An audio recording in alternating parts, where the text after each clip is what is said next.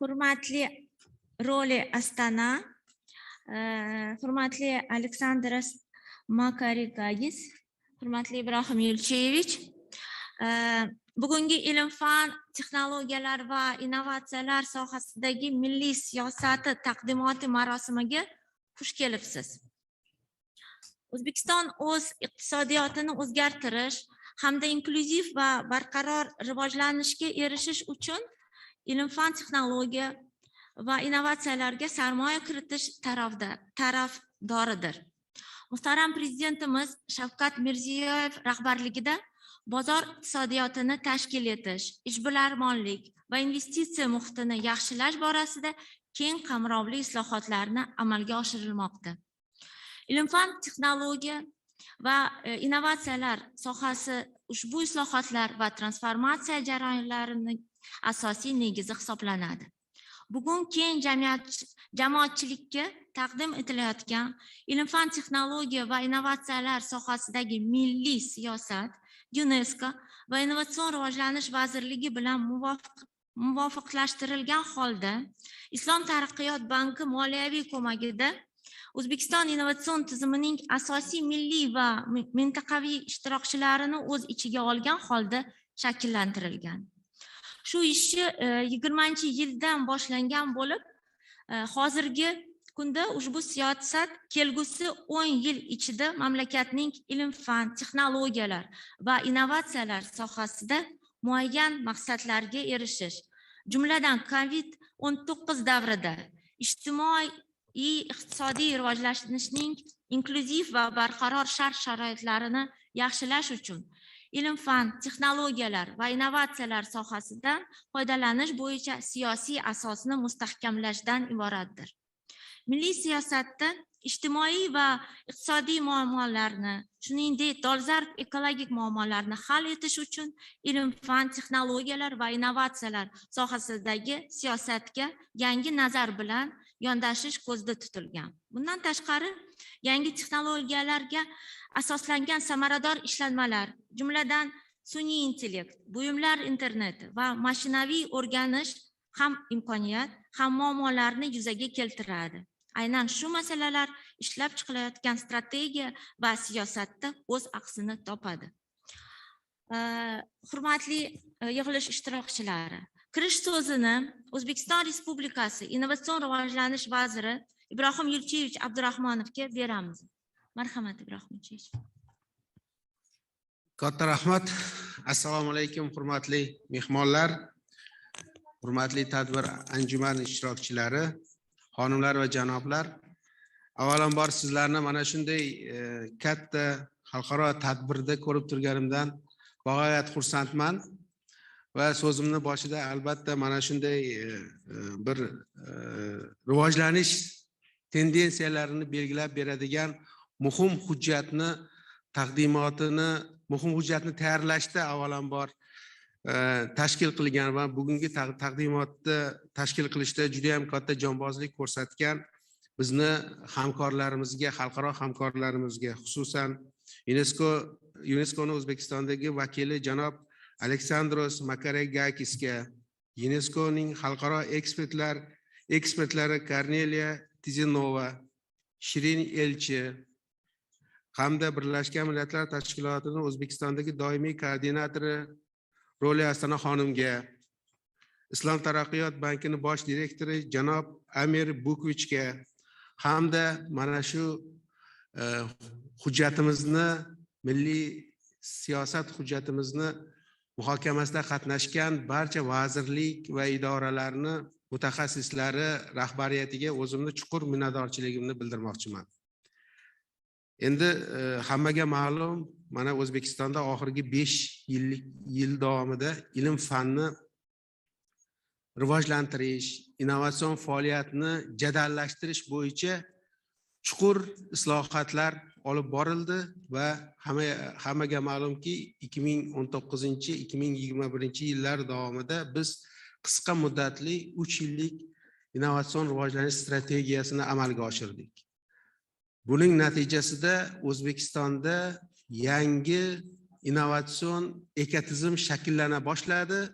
dastlabki qadamlar qo'yildi va bugun mamnuniyat bilan sizlarga aytmoqchimanki, mana shu xalqaro hamkorlarimiz UNESCO tashkiloti, Islom taraqqiyot banki mutaxassislari, ekspertlari va vazirlik idoralaridagi bizni innovatsiya ofitserlarimiz, universitetlardagi innovatsiya va ilmiy ishlar bo'yicha prorektorlarimiz, ilmiy tadqiqot institutlaridagi innovatsiyalar va ilmiy ishlar bo'yicha direktor o'rinbosarlarimizni alohida sa'y-harakatlari, ularni ko'rsatgan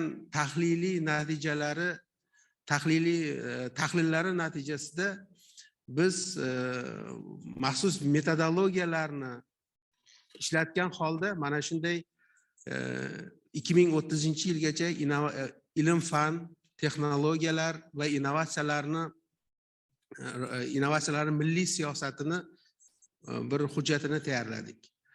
Albatta aytish kerak, bizda 2030-yilgacha ilm-fanni rivojlantirish konsepsiyasi bor va hozirgi kunda innovatsion rivojlanish strategiyasi 2030-yilgacha bag'ishlangan innovatsion rivojlanish strategiyasini sizlar bilan hamkorlikda ishlab chiqqanmiz.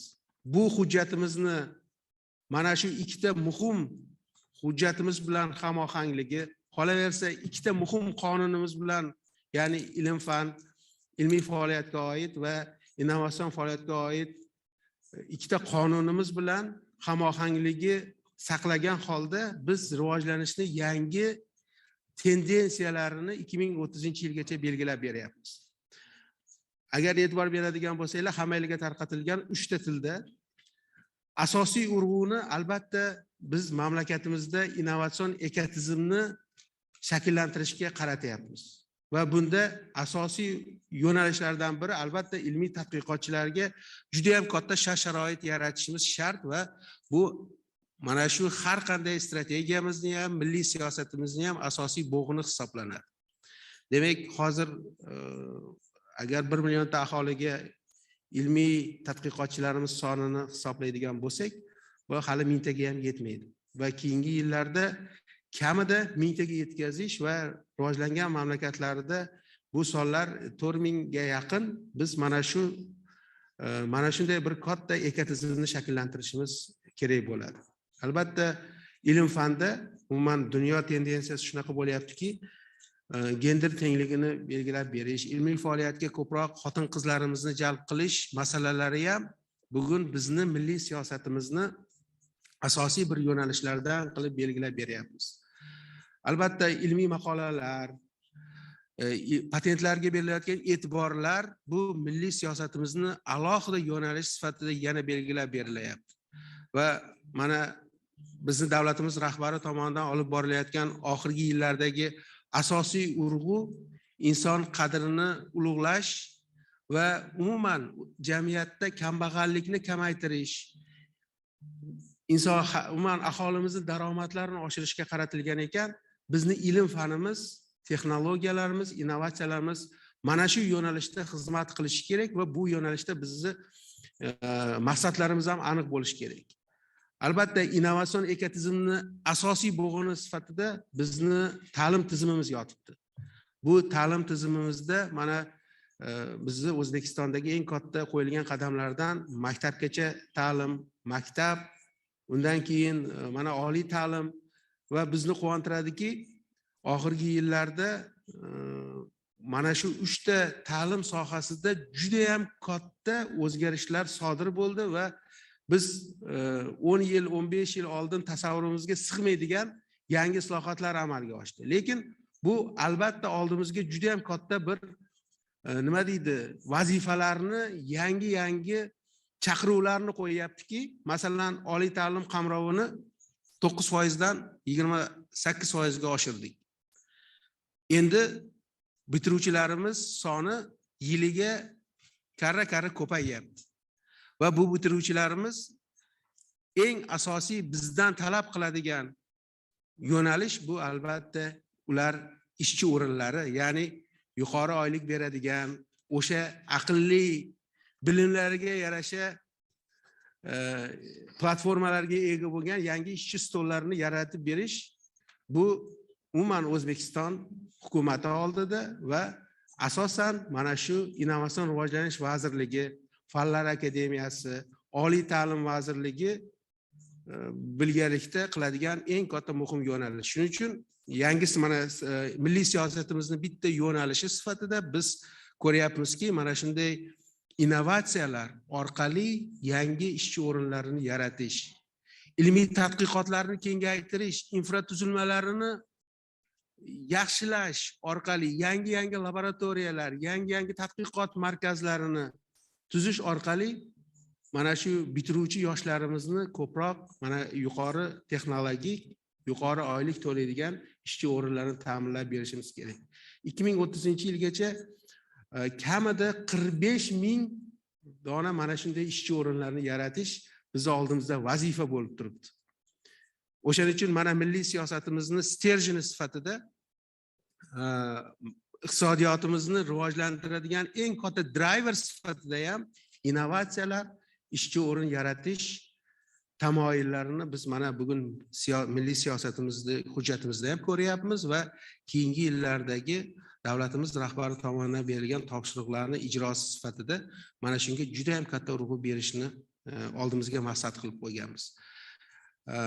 So'zimni oxirida aytmoqchimanki, butun dunyoda yana bir marta aytaman, 50 yillik uzoqni ko'zlangan strategik maqsadlar qo'yilayotgan bir paytida mana shunday xalqaro hamkorliklar orqali, tashkilotlar, mutaxassislar orqali, ekspertlar orqali ularni fikrlarini inobatga olgan holda mana shunday bir milliy siyosatimizni bo'g'inlarini belgilab berilishi, bu albatta ishlarimizni boshlanishi hisoblanadi va biz ham o'sha dunyo hamjamiyatidan orqada qolmasdan sizlar bilan birgalikda mana shu ishlarni amalga oshirish mas'uliyati bo'ynimizda qoladi va sizlarni hammanglarni mana shunday bir mas'uliyatli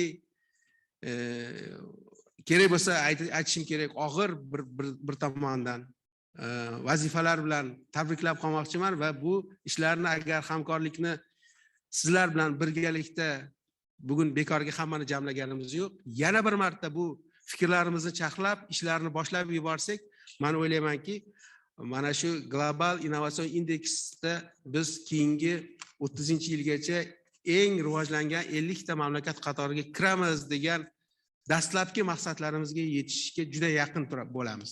Va bunga albatta sizlar bilan birgalikda yetishamiz deb o'ylayman. Hammanglarga sog'lik, salomatlik, mana shunday ro'za, Ramazon kunlarida oilalarga tinchlik, totuvlik va har bir yo'nalishda innovatsiyani chegaralab bo'lmaydi. Har bir yilda innovatsiya bor. Mana shu innovatsion faoliyatingizda katta muvaffaqiyat tilayman.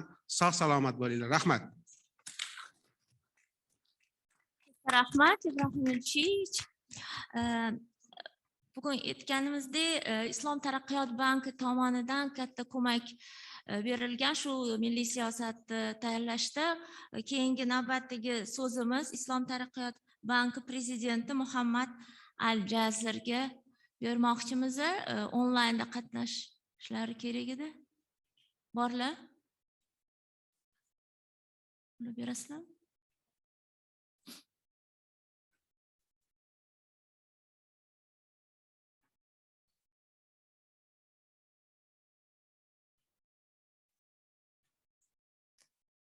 Rushana. Ulis. А? Нет?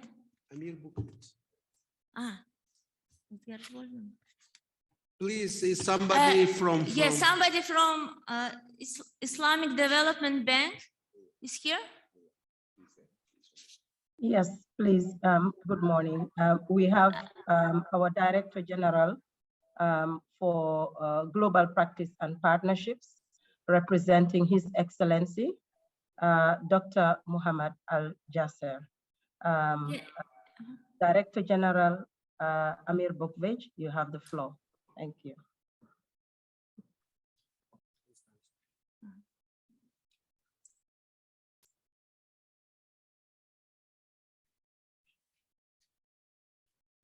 Please, floor is yours. You know, it's no sound.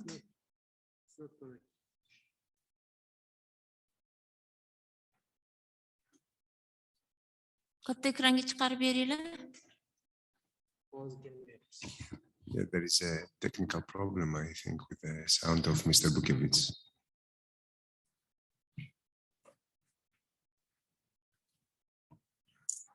Unfortunately, we cannot hear you.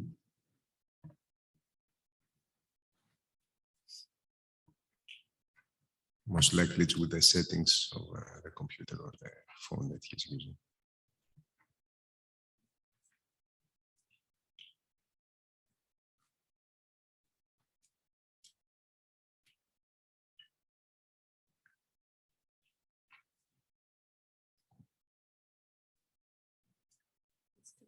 No. Please, can you allow us to move to the next statement and come back to the IFDB statement? Thanks so much. Okay. Texnik problema tufayli biz keyingi nakladchimizga o'tamiz. Bugun bizani yig'ilishimizda qatnashayotgan Birlashgan Millatlar Tashkilotining O'zbekistondagi doimiy koordinatori Roli Astanaga so'z beramiz. Marhamat. Thank you, Deputy Minister. Good morning, everyone. His Excellency, Minister for Innovative Development of the Republic of Uzbekistan, Director General, Islamic Development Bank, representative of UNESCO and head of office in Tashkent, and Dr. Sirin Elchi, UNESCO International expert, distinguished guests, ladies and gentlemen. From the outset, I would like to thank the government of Uzbekistan, UNESCO, and the Islamic Development Bank for inviting me to this special ceremony, an important event for the future of science, technology, and innovation in Uzbekistan. I am delighted to address you on behalf of the United Nations and the United Nations country team in Uzbekistan on the occasion of the presentation of the National STI Policy 2022 to 2030. I would like to congratulate particularly the government of Uzbekistan and the Honorable Minister of Innovative Development for the laudable efforts in bringing forward the development of science, technology, and innovation in the country. I've only been in Uzbekistan for less than 2 months now, but already I have been lucky enough to personally hear the Honorable President talk with great passion and great commitment about the importance of science, technology, and innovation in all aspects of development in Uzbekistan. I've particularly heard him talk about the RLC and the area of innovation and technology there, about health, but every other thing. I think he absolutely believes that technology and innovation and science have to be at the center of Uzbekistan's development going forward. And the UN is proud to work with Uzbekistan on those two, but also so many other aspects of STI in Uzbekistan. Minister, you were talking about very powerfully about the importance of job creation, which is absolutely critical. I'm an economist by training, and economists have long recognized that innovation lies at the center of any strategy for developing countries to leapfrog ahead to higher productivity, higher growth, and that's the only way to create jobs. So I can absolutely see that the STI policy will sit right at the center of the development strategy. The global COVID-19 pandemic has also reminded us that international cooperation in STI is imperative to foster STI for addressing urgent challenges and to ensure universal access to scientific knowledge and benefits. International cooperation can help not only to unlock the full potential of STI towards building resilience to threats, but also contribute to rapid and sustainable solutions for post-crisis prosperous environments. STI can drive solutions to global challenges such as climate change, biodiversity loss, food insecurity, and so much more. Nevertheless, to unlock its potential, countries need to understand the complexities, dynamics, and evolving environment of their STI systems, and to gather data and evidence for policymakers to formulate, monitor, and implement STI policies. No nation can foster this alone, and no UN agency can fulfill its mandate without interagency cooperation and partnerships in STI. Joint efforts, increased synergies, and cooperation are needed for the benefit of nations. We need to unite efforts to engage public and private stakeholders in STI, in international partnerships, and intergovernmental programs that strengthen science for achieving the Sustainable Development Goals.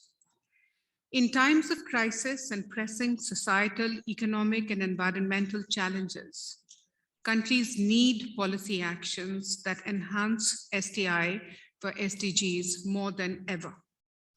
Policy actions require well-organized STI systems, strong policy, science, society interfaces, inclusive and evidence-based policies in line with the SDGs, sustainable investments in research and development and innovation, STEM skills and capabilities for both women and men. Developing these systems and implementing the right policies today contributes to acquiring the right knowledge and appropriate technologies that will benefit the people in the future. As you know, the UN family works for the implementation of the Sustainable Development Agenda 2030, aiming to reach sustainable development, inclusive growth, and social prosperity. STI is our best ally to achieve its successful implementation. Our priority is to ensure that member states have the tools to promote conducive environments where the implementation of solutions are based on sound science, technology, and innovation, just as you said. Inclusive STI policies are the tools that contribute to move in this direction towards creating innovation-driven economies, environmental sustainability, and accelerate the achievement of SDGs. I believe the STI policy of Uzbekistan will also become a powerful tool for the government of Uzbekistan and an example for other countries in the region.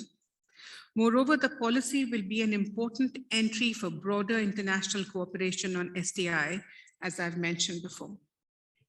It will particularly support the implementation of Uzbekistan's national sustainable development goals that the government has committed to in 2018. In particular, target 9.5, which is to enhance scientific research aimed at upgrading the technological capabilities of economic sectors, including through creating conditions favorable to innovation activity and significant increase in the number of research and development employees, increasing public and private research and development spending. Target 9B, support domestic technology development, research and innovation, including by ensuring a conducive policy environment for industrial diversification and value addition to commodities. Uzbekistan aims to foster innovation as a driver of economic growth and join the top 50 countries, as you said, in the Global Innovation Index by 2030. An ambition that has acquired even greater importance since the start of the COVID-19 pandemic. The government has started to revamp Uzbekistan's scientific and innovative capacity, adopting in 2018 the Strategy for Innovative Development for 2019 to 2021, which is designed to improve research excellence, strengthen the links between education, science, and industry, and increase public and private investments in innovation, research and development, and modern technologies. I am confident that international and national stakeholders in Uzbekistan will engage together in an integrated and coherent joint approach for action in STI, guided by the principles and goals of the new policy and bringing closer the scientific and policy-making communities. The UN country team in Uzbekistan is very committed to support a joint approach. I'm very proud of the work that UNESCO, under the leadership of Mr. Makarikakis, has achieved and continues to achieve in Uzbekistan, and the entire UN family will join together behind him to make sure that we deliver for the development of Uzbekistan. Distinguished delegates, I wish you success in your deliberations and allow me again to congratulate the government of Uzbekistan, UNESCO, and the Islamic Development Bank for completing the strategic phase. Now looking forward to the next exciting phase. Thank you.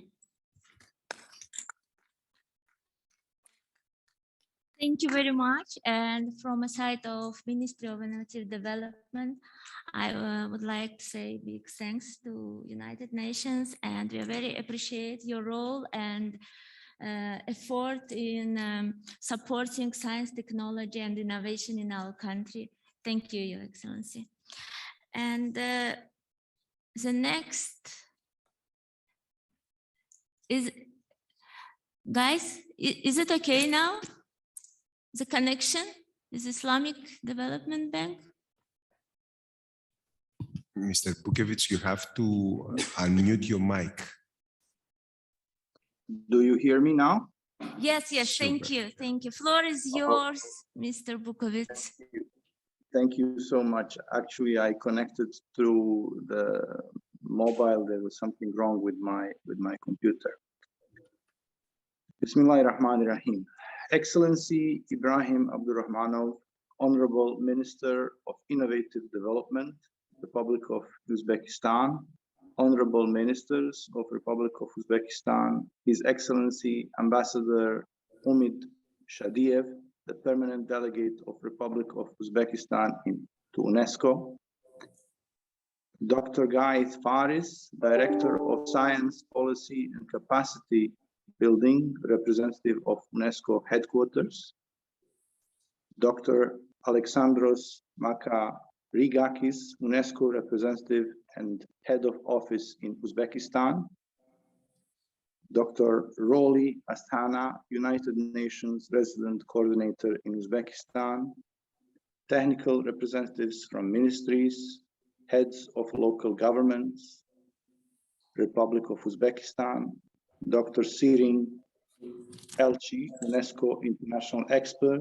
distinguished guests, Assalamu alaikum. Good morning to guests present here today in Tashkent and online participants in Jeddah. It is indeed an honor to witness and participate in the launch of the national policy of the Republic of Uzbekistan on science, technology, and innovation, which marks a significant achievement for the country and is also a critical milestone in the joint collaboration between Islamic Development Bank, the Republic of Uzbekistan, and UNESCO. This partnership, which effectively commenced in 2019, targets the strengthening the national innovation system through development of evidence-based and gender-inclusive STI policies for sustained economic growth.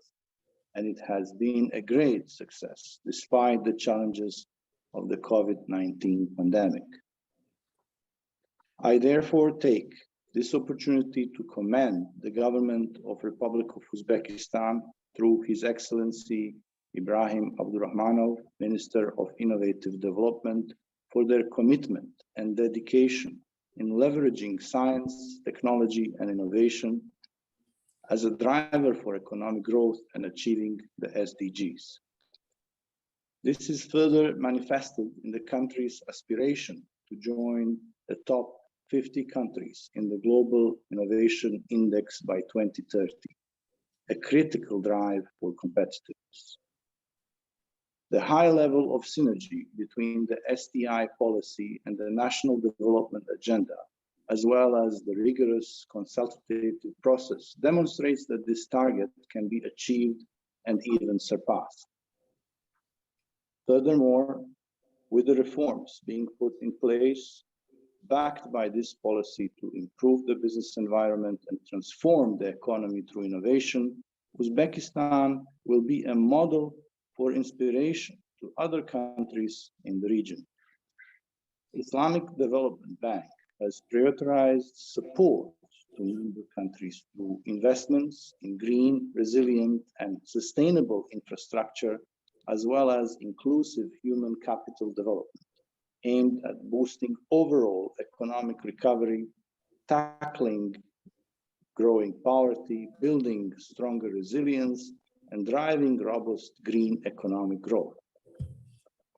Our aim is to help member countries build back better with stronger and more resilient and competitive economies.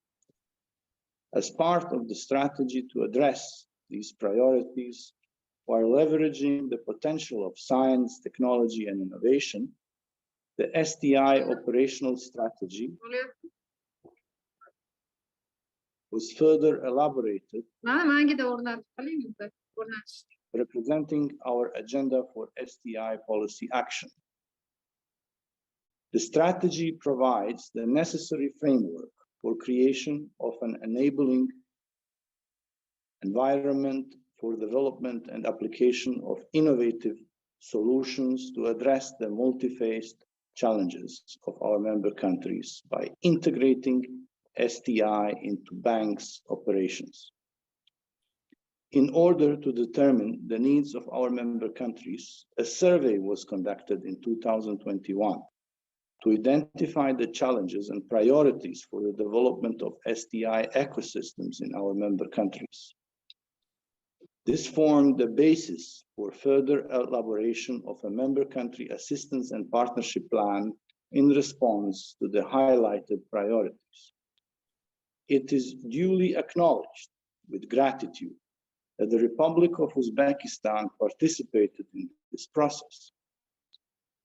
As I conclude, it is worth noting that the success of the Republic of Uzbekistan under this project has attracted interest from other member countries who seek to strengthen their STI ecosystems.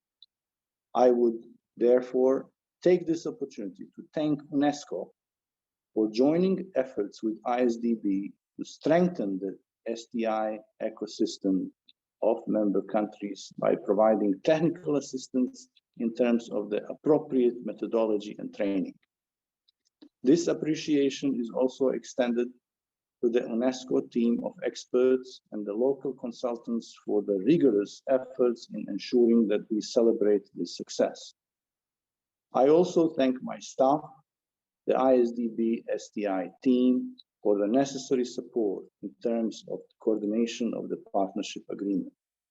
Finally, on behalf of the Islamic Development Bank, I would like to express appreciation to the government of Uzbekistan, staff of the Ministry of Innovative Development, and other key national stakeholders for joining efforts during this preparation of the policy. Excellencies, distinguished guests, I thank all for your kind attention and look forward to a successful launch. Thank you.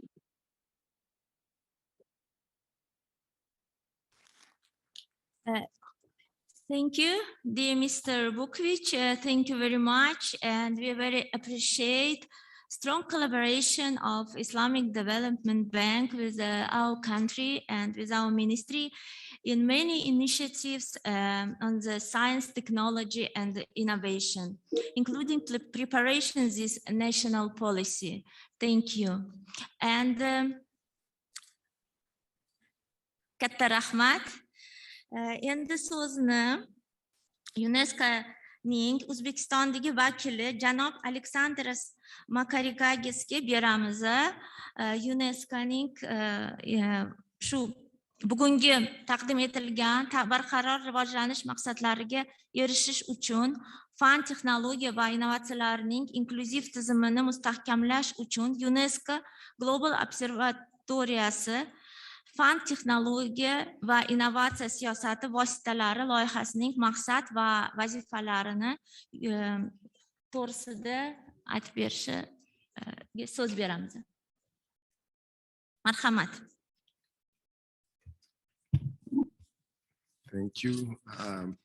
Your Excellency, Mr. Ibrahim Abdurrahmanov, Minister of Innovative Development of the Republic of Uzbekistan, Mr. Amir Bukevich, Director General of the Global Practice and Partnership at the Islamic Development Bank, Ms. Roli Astana, United Nations Resident Coordinator in Uzbekistan, Ms. Sirin Elchi, our UNESCO international expert, distinguished guests from various ministries, government bodies, STI communities, regional and international partners, ladies and gentlemen. It gives me great pleasure to be here with you today and be able to give you a little bit of a history of how we got to where we are today, to this launching ceremony. This is an effort that took a little bit more than 2 years, an effort that was highly consultative. And for that, I would like to thank each and every one of you that have been participating and giving us your input and your guidance. As the previous speakers explained before, STI plays indeed a central role in addressing and bringing solutions to global challenges, to crises and potential threats. Likewise, enabling policy environment and sound policy frameworks are essential to unlock the full potential to achieve the SDGs. So we're meeting today to present and discuss among ourselves a little bit the achievements that we reached during these days, the difficulties that we had, etc. So everything started practically in February 2020, when we had a fact-finding mission from actually 2 offices of UNESCO. We had our colleagues from headquarters, but also from our cluster office in Almaty in Kazakhstan, who came to the country and participated in a national stakeholders workshop that provided the basis basically and marked the beginning of the STI assessment phase. This was the beginning. This was where we brought together all stakeholders and were able to start collecting data and information in order to understand and start analyzing this data to start preparing the next tools that we would need. So after collecting the data, we started having some desktop research. We had interviews. We had some online service that helped us understand better the current STI systems in the country and provide us with the input and feedback that we needed from the various ministries, STI institutions and companies performing R&D in the country. I have to just pinpoint that all these efforts happened during the really heart of the COVID pandemic. So we have to take into consideration how everybody got together, and that's why we're very grateful to each and every one of you for participating, because everybody got together online practically, right? After the first meeting, most of the things happened online.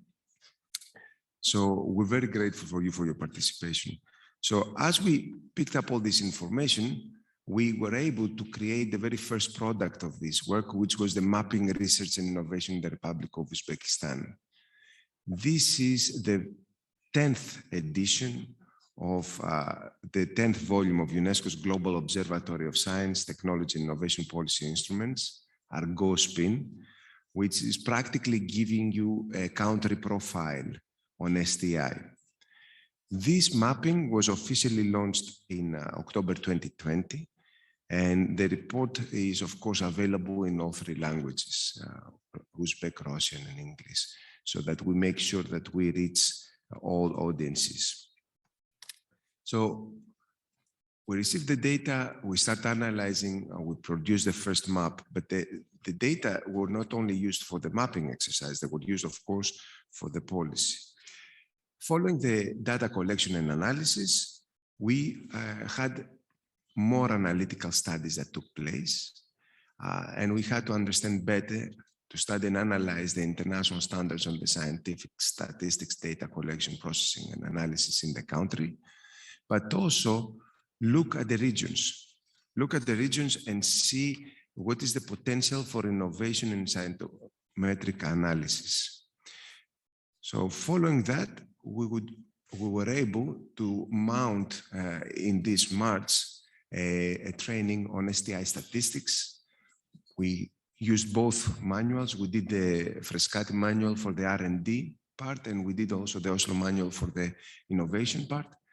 And we had, I think, a very good presence for both ministries, but also the statistics committee of the country. So beyond the instruments that we develop, like the mapping of the research, we focus also on the human resources part to ensure that there is enough capacity in the country to continue with the work that is required. And all this work gave birth to this STI policy that we are here to celebrate its launch, and for which my colleague, Ms. Serena Eltsi, will give you more information after the coffee break. So the policy is focusing on 3 pillars. Right? We have the strengthening the STI system and governance, which is extremely important because governance a lot of times is a make or break actor in our activities. The second pillar is on implementing a fully fledged STI policy mix. And last but not least is about achieving evidence-based policy implementation. This policy will support the achievement of SDGs by strategically investing in research excellence and innovation at national and regional level, and creating a vibrant research and innovation ecosystem, facilitating the development and dissemination of technological solutions and innovations, and helping this way to eradicate poverty and support sustainable development trajectories.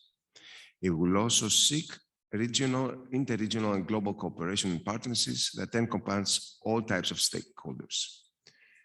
Dear colleagues, we must keep in mind that developing the policy is just the very first step in this process, in this strategic endeavor. It will only achieve its objectives by effectively having the implementation, monitoring, and evaluation components, along as the continuous development of the human resources in the country, the learning part. UNESCO remains committed to support Uzbekistan in its efforts to regularly update the data on STI policy monitoring platform GoSpin and to accompany the country in the following steps of the STI policy making cycle. Before I close, I would like to thank personally the Islamic Development Bank for their generous support, without which we would not be able to provide the technical assistance necessary to the country for the development of the policy. Last but not least, in order to make sure that some of the colleagues know a little bit more about the work of UNESCO, this is one of the 20 countries that we helped to review, develop, or establish a new policy system in the past 2 years alone, right?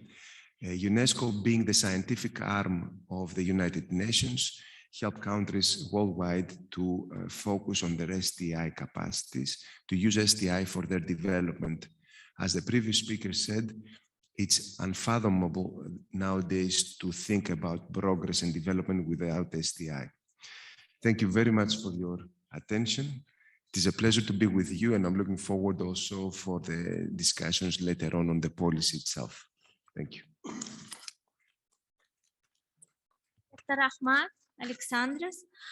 Ko'rib turganimizdek, UNESCO tomonidan 4 yil mobaynida ilm-fan, texnologiyalar va innovatsiyalarni shu mamlakatimizda rivojlantirishga katta ishlar amalga oshirilmoqda va shu rasmlarda ham ko'rib turganimizdek, shu bugungi qatnashuvchilar ham ko'plarimiz shu ishda qatnashganmiz va bu katta ishlarga amalga oshirilganligiga UNESCO tashkilotiga o'z minnatdorchiligimizni bildiramiz.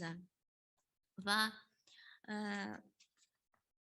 bizani bugungi tadbirimizni birinchi qismi shu bilan tugadi va hozir 10 minutlik coffee breakga chiqsak, keyin iltimos hamma qatnashuvchilar shu zalga qaytadan qaytsak. Rahmat.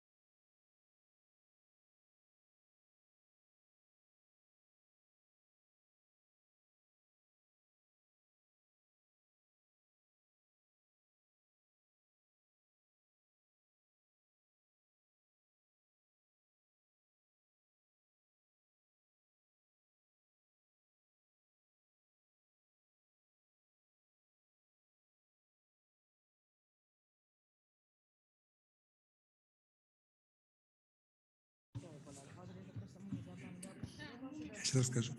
Hurmatli ishtirokchilar, hamma o'zini joyiga o'tirib olsa, davom ettiramiz tadbirimizni. Hurmat bilan, rahmat.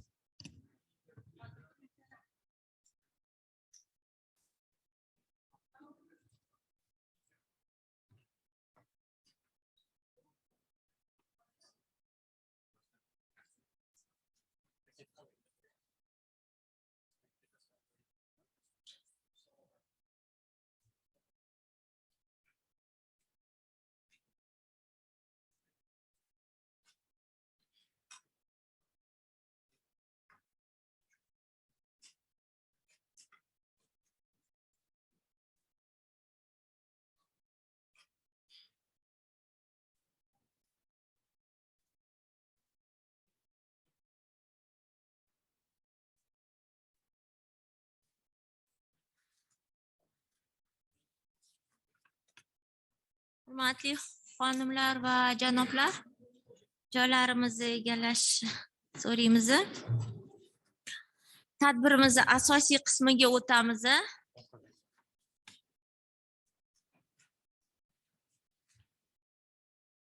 O'zbekiston Respublikasining ilm-fan, texnologiya va innovatsiya sohalaridagi milliy siyosatining dastlabki bosqichidan hozirgi yakuniy tahrirgacha hissa qo'shib kelgan mualliflaridan biri YUNESKOning xalqaro eksperti Shirin Elchiga so'z beramiz.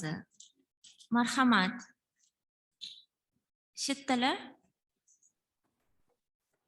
Thank you very much. His Excellency Mr. Ibrahim Abdurrahmanov, Minister of Innovative Development of the Republic of Uzbekistan, distinguished Deputy Ministers, representative of the Islamic Development Bank and UNESCO, UN Resident Coordinator, Permanent Delegate of Uzbekistan to UNESCO, ladies and gentlemen. It's a great pleasure to be with you today at this very important event. I will now share my screen and present you the main points of National Science, Technology and Innovation Policy of Republic of Uzbekistan, which we prepared with active collaboration of the Ministry of Innovative Development, all other line ministries and the stakeholders of the national and regional innovation ecosystem of Uzbekistan. I would like to start by thanking for their active participation and collaboration throughout the whole process. As a policy paper, the National STI Policy of the Republic of Uzbekistan is a concise document with 4 main sections. The first 2 sections provide an overview of the global, regional, and country context. The third section gives the details of the policy statement, including STI vision, principles, targets, policy pillars, and priorities for Uzbekistan. The fourth section briefly discusses the arrangements for policy implementation, monitoring, evaluation, and revision. The STI policy document starts with an introduction of the process implemented since 2019, which was explained in the previous session by the UNESCO representative in Uzbekistan. It recognizes the commitment of the government to invest in STI for transforming its economy and achieving inclusive and sustainable development under the leadership of the president since the end of 2016. When we look at the global context, there are major challenges, as has been also introduced by the speakers in the opening session. First, the pandemic. Its social and economic impact is severe for all countries in the world. More importantly, the impact is disproportionate on women and the young, on certain sectors such as agriculture and tourism, on value chains and small and medium businesses. It is also important to note that, according to the UN, the pandemic has disrupted efforts to achieve the Sustainable Development Goals. The other major global challenges are related with the environmental problems and climate change. Many problems such as declining water supplies and reducing agricultural yields are becoming areas of increased concern and call for urgent and collective action by all countries. On the opportunities front, there are technological developments shaped by Industry 4.0, emerging technologies such as artificial intelligence and machine learning, which started to affect all sectors. They also involve challenges such as reskilling, upskilling of the human resources, which should be reflected on the policies. Within this framework, STI is seen by the international community as the principal tool to overcome challenges and capture opportunities. In the global context, there is an increasing emphasis on open science, open innovation, innovation in business models, mission-oriented policy instruments, innovation in education, green technologies, and clean energy. When we look at the regional context, here we look at the analysis in the UNESCO Science Report, which we reflected on the STI policy of Republic of Uzbekistan. The science report was launched last year, and it provides the necessary framework for this analysis. On top of the global challenges, there are issues which concern STI in the region. For example, investment in RDI in Central Asia is quite low. According to the UNESCO Institute for Statistics, gross domestic expenditure on R&D amounted to less than 0.15% of the GDP in all countries in the region in 2018. Also, the linkages between research and businesses are weak, which hinders the commercialization of outputs of research conducted by the R&D institutes. Nevertheless, there are positive developments. For example, the PhD enrollment across the region increases. Also, the governments put increased efforts to implement policy instruments such as technology parks and tax incentives, among others. At the country level, Uzbekistan makes efforts, very important efforts, in fact, to achieve sustainable development goals. Its Human Development Index value measured by the UNDP is increasing and gender-based inequalities are decreasing. The government has prioritized strengthening the role and protecting the rights of women by adopting laws on gender equality, doubling the proportion of women in parliament, and promoting women to leadership positions. Uzbekistan also prioritizes mitigation and adaptation to climate change and increases the investment in green energy sources. However, more efforts are needed to mitigate poverty and further increase gender equality. There is a risk that these issues become more severe as a result of the pandemic. When we look at the STI indicators, according to the data of the UNESCO Institute for Statistics, there is decrease in R&D investments in the number of researchers, including the share of female researchers. According to Global Innovation Index 2020, Uzbekistan ranks the 93rd among 131 countries and the 4th among the Central and Southern Asian countries. The policy underlines the firm commitment of the government to STI, as well as the progress made in all dimensions, mainly in the establishment of key institutions in the national innovation system, support provided to research performers and innovators, and efforts made to promote the commercialization of research results. The funds and programs of the Ministry of Innovative Development and other measures, such as the National Venture Fund, are highlighted as they are important for the achievement of the policy objectives. These efforts are supported by an important project of the World Bank, which is called Modernizing Uzbekistan National Innovation System. The research conducted by UNESCO with the Ministry of Innovative Development at national and regional levels for this policy identified certain areas for increased focus, which are summarized briefly in the policy document. These mainly include the need for improving the national innovation system, increasing the economic and social relevance of research and innovation activities, achieving research excellence, developing human capital for STI with a specific focus on young population, encouraging private sector R&D and innovation activities, and addressing the regional disparities in innovation capacity and performance. The STI policy statement of Uzbekistan that I will now present was shaped on this contextual framework and the findings of our in the detailed field and desk research. The STI vision, which sets the ultimate goal to be achieved at the end of the policy period, is the following.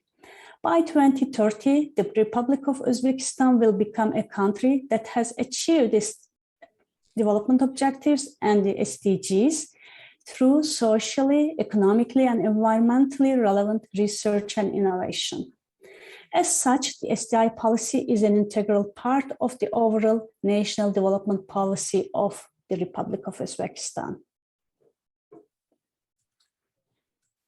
The document consolidates relevant national targets and adds a few more to support those targets. Here you see the list of them.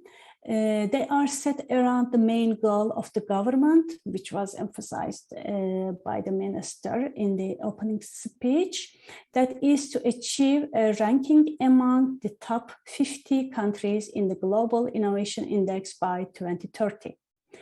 They focus on further improving the human development, increasing R&D intensity, and the share of the private sector in R&D expenditures, increasing the number of researchers, achieving gender parity in research, and increasing the STI outputs to be measured as scientific publications and patents.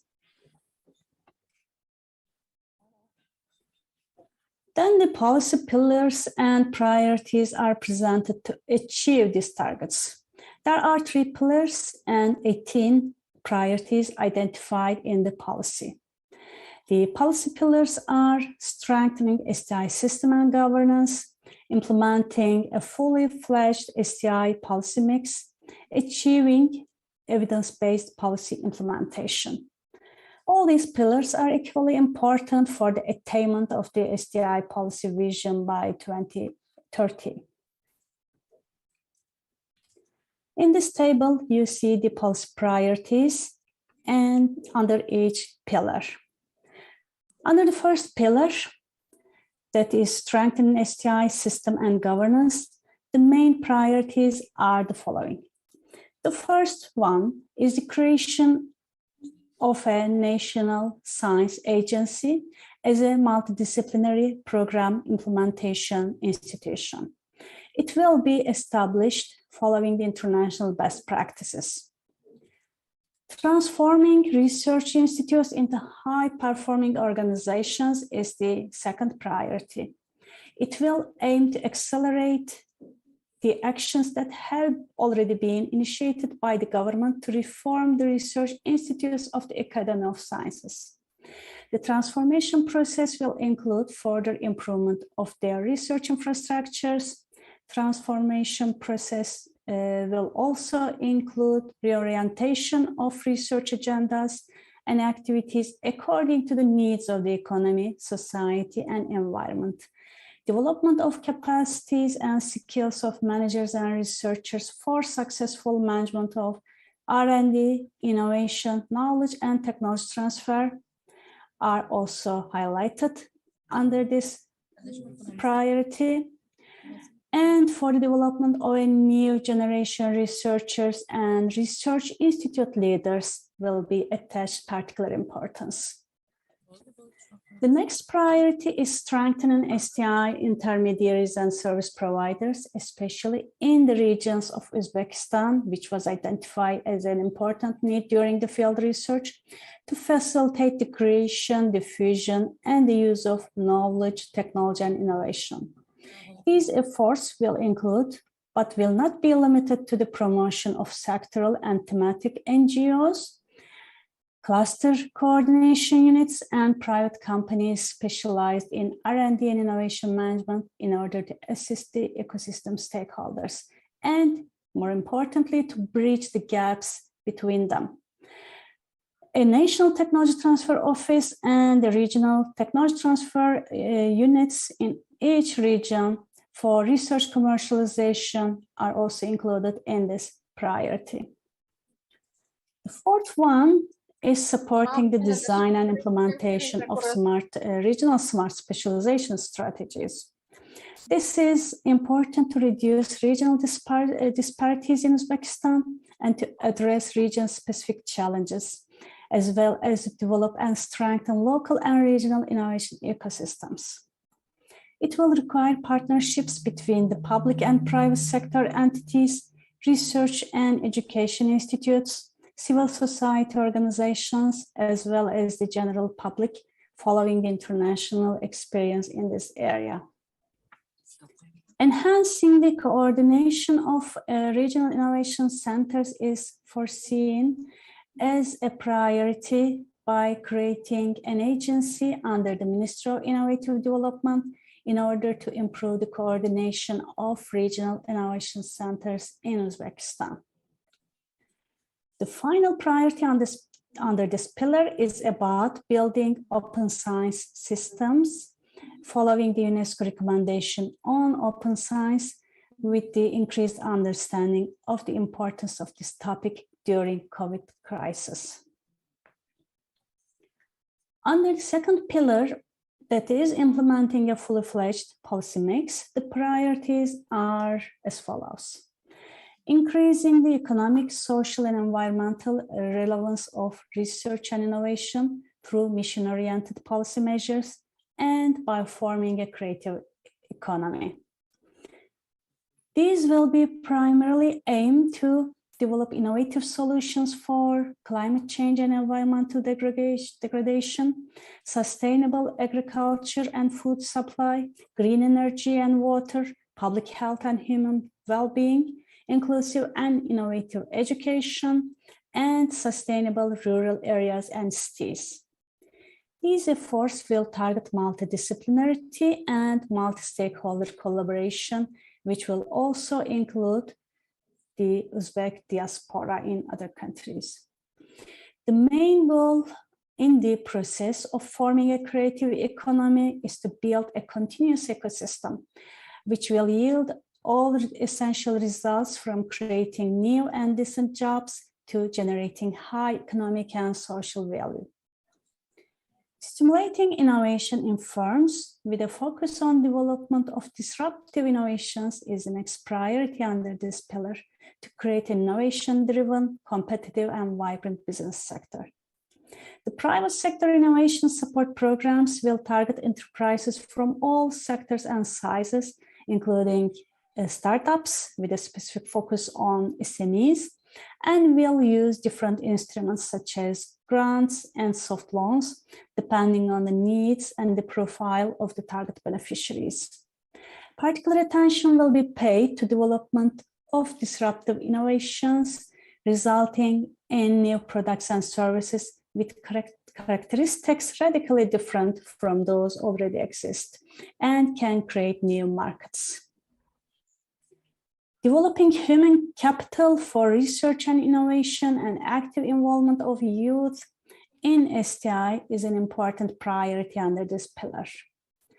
This will mainly mean increasing the investments with a sense of urgency in building skills and competencies, especially in the young population and also in researchers. It covers a wide range of areas, including all levels of education system, with a particular focus on STEM education, as well as the development of researchers. This priority will also cover generating high-tech, high-paying, decent jobs for university graduates by creating necessary conditions for innovation-driven local firms and attracting world's leading technology companies to Uzbekistan. Specific efforts will be made to include senior students in the implementation of research activities funded by the government, as well as by offering support for their startups and innovation projects. An important component of this pillar is building high-quality STI infrastructure by upgrading the existing research, innovation, and education facilities and creating new ones as needed. While doing so, specific attention will be paid to the regional distribution of these infrastructures to make them accessible to all. Encouraging grassroots and inclusive innovation is the next priority to expand access to essential goods and services by the rural population, as well as the population with low income levels and the disadvantaged groups. Grassroots and inclusive innovation schemes will target academics, civil society organizations, social entrepreneurs and citizens who can initiate and implement projects aiming to develop innovative products and services for these target population. These schemes will identify women and youth as the primary beneficiaries and will empower them to drive their own future. Encouraging research, excellence, and innovation through awards and competitions is the last priority under this pillar. This will involve prestigious annual awards and competitions having regional and national dimensions.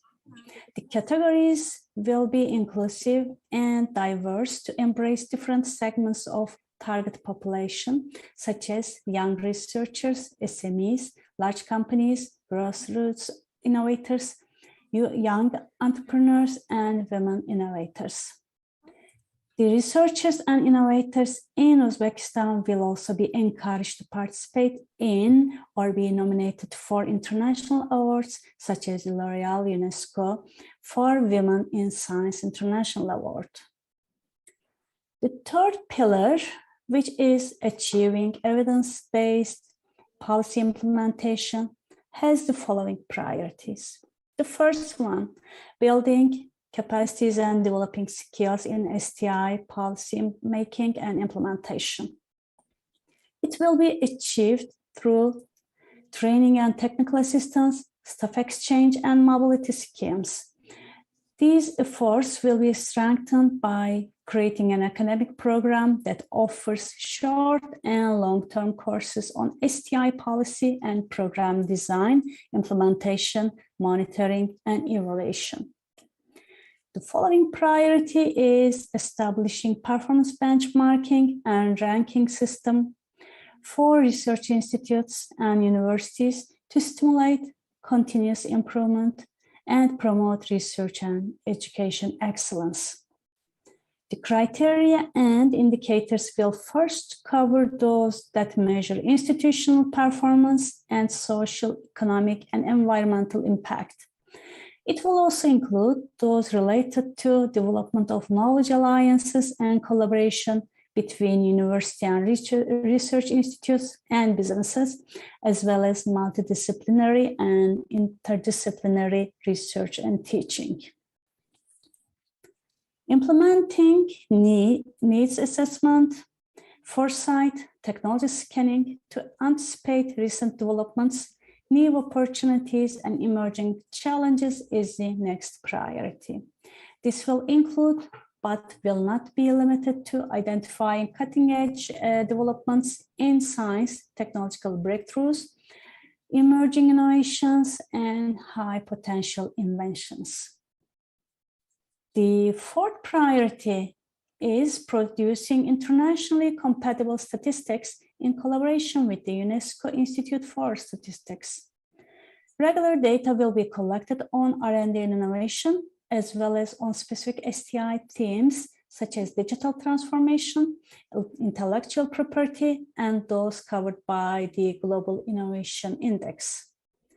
Finally, systematic monitoring and evaluation of policies and policy instruments will be important and will be conducted in line with international good practices as a key tool for decision-making process to improve, reorient, or discontinue a policy or a program. The last section of the policy document is about the implementation, monitoring, and evaluation, as well as revision arrangements. The policy of the Republic of Uzbekistan will be implemented by the Ministry of Innovative Development under the auspices of the Cabinet of Ministers. Monitoring will be carried out by systematic collection of data. Evaluation will examine the inputs, activities, outputs, outcomes, and impacts regarding the STI policy implementation, and will be conducted independently at regular intervals, preferably every 3 years. The policy will be revised by the Ministry of Innovative Development in consultation with the national and regional stakeholders and based on the evidence to be collected. The revisions will take place every 5 years, taking into account developments at national and global level, and by using different evidence sources to be developed under the third pillar, which I have just explained. This brings me to the end of my presentation. I wish Uzbekistan all the success in the implementation of this policy. Thank you very much for your kind attention.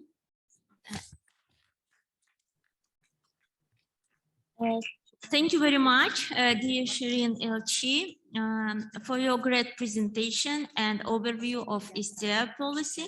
I would like to say our great deep thanks and congratulations for the great work which was done by UNESCO and for your effort on this work. Thank you very much. And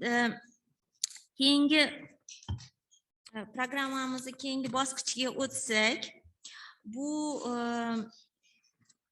savollar va takliflarga o'tsak va bu siyosatni, milliy siyosatni tayyorlashda aktiv qatnashuvchilardan biri va ko'rib turganimizdek siyosatni ichida ham o'tib aytgandek Fanlar akademiyasini institutlarni transformatsiya to'g'risida gap ketyapti. O'shanga biz iltimos qilardik Fanlar akademiyasi vakili sifatida prezident Mirzayev Sirajiddin Zayniyevga so'z berib, o'zingizni fikrlaringizni aytib o'tsangiz. Rahmat. Assalomu alaykum. Birinchi navbatda ushbu tadbirni tashkil qilgan tashkilotlarga Fanlar akademiyasi nomidan o'zimizni minnatdorchiligimizni bildirmoqchimiz. Umuman bugungi taqdimotda biz bir katta mehnat mahsulini ko'rdik. Bu mehnat mahsuli shundaki, agar davlat rahbari tomonidan 17-yildan boshidan beri hozirgacha qabul qilingan qarorlarni ko'radigan bo'lsak, uni ichida barqaror rivojlanish bilan bog'liq bo'lgan hamma asosiy tamoyillarni ko'rishimiz mumkin. Lekin boshqa tomondan aytishimiz kerakki, umuman ilm-fan texnologiyalar sohasidagi siyosat bu dogma emas.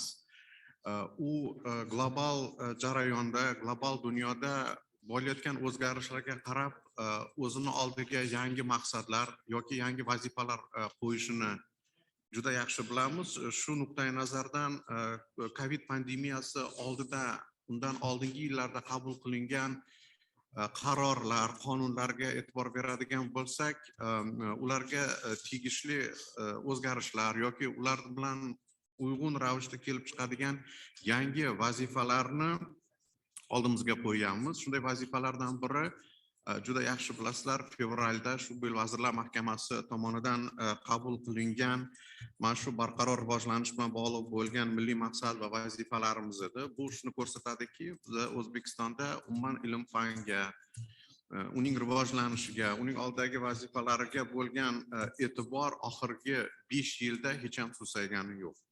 Shu bilan birgalikda aytishimiz kerakki, umuman olganda ilm-fanning rivojlanishi tadqiqotlarni rivojlanishi bu nima deydi, boshqa narsalardan ajralib qolgan narsa emas. Agar e'tibor beradigan bo'lsak, davlat rahbari tomonidan doim aytiladi.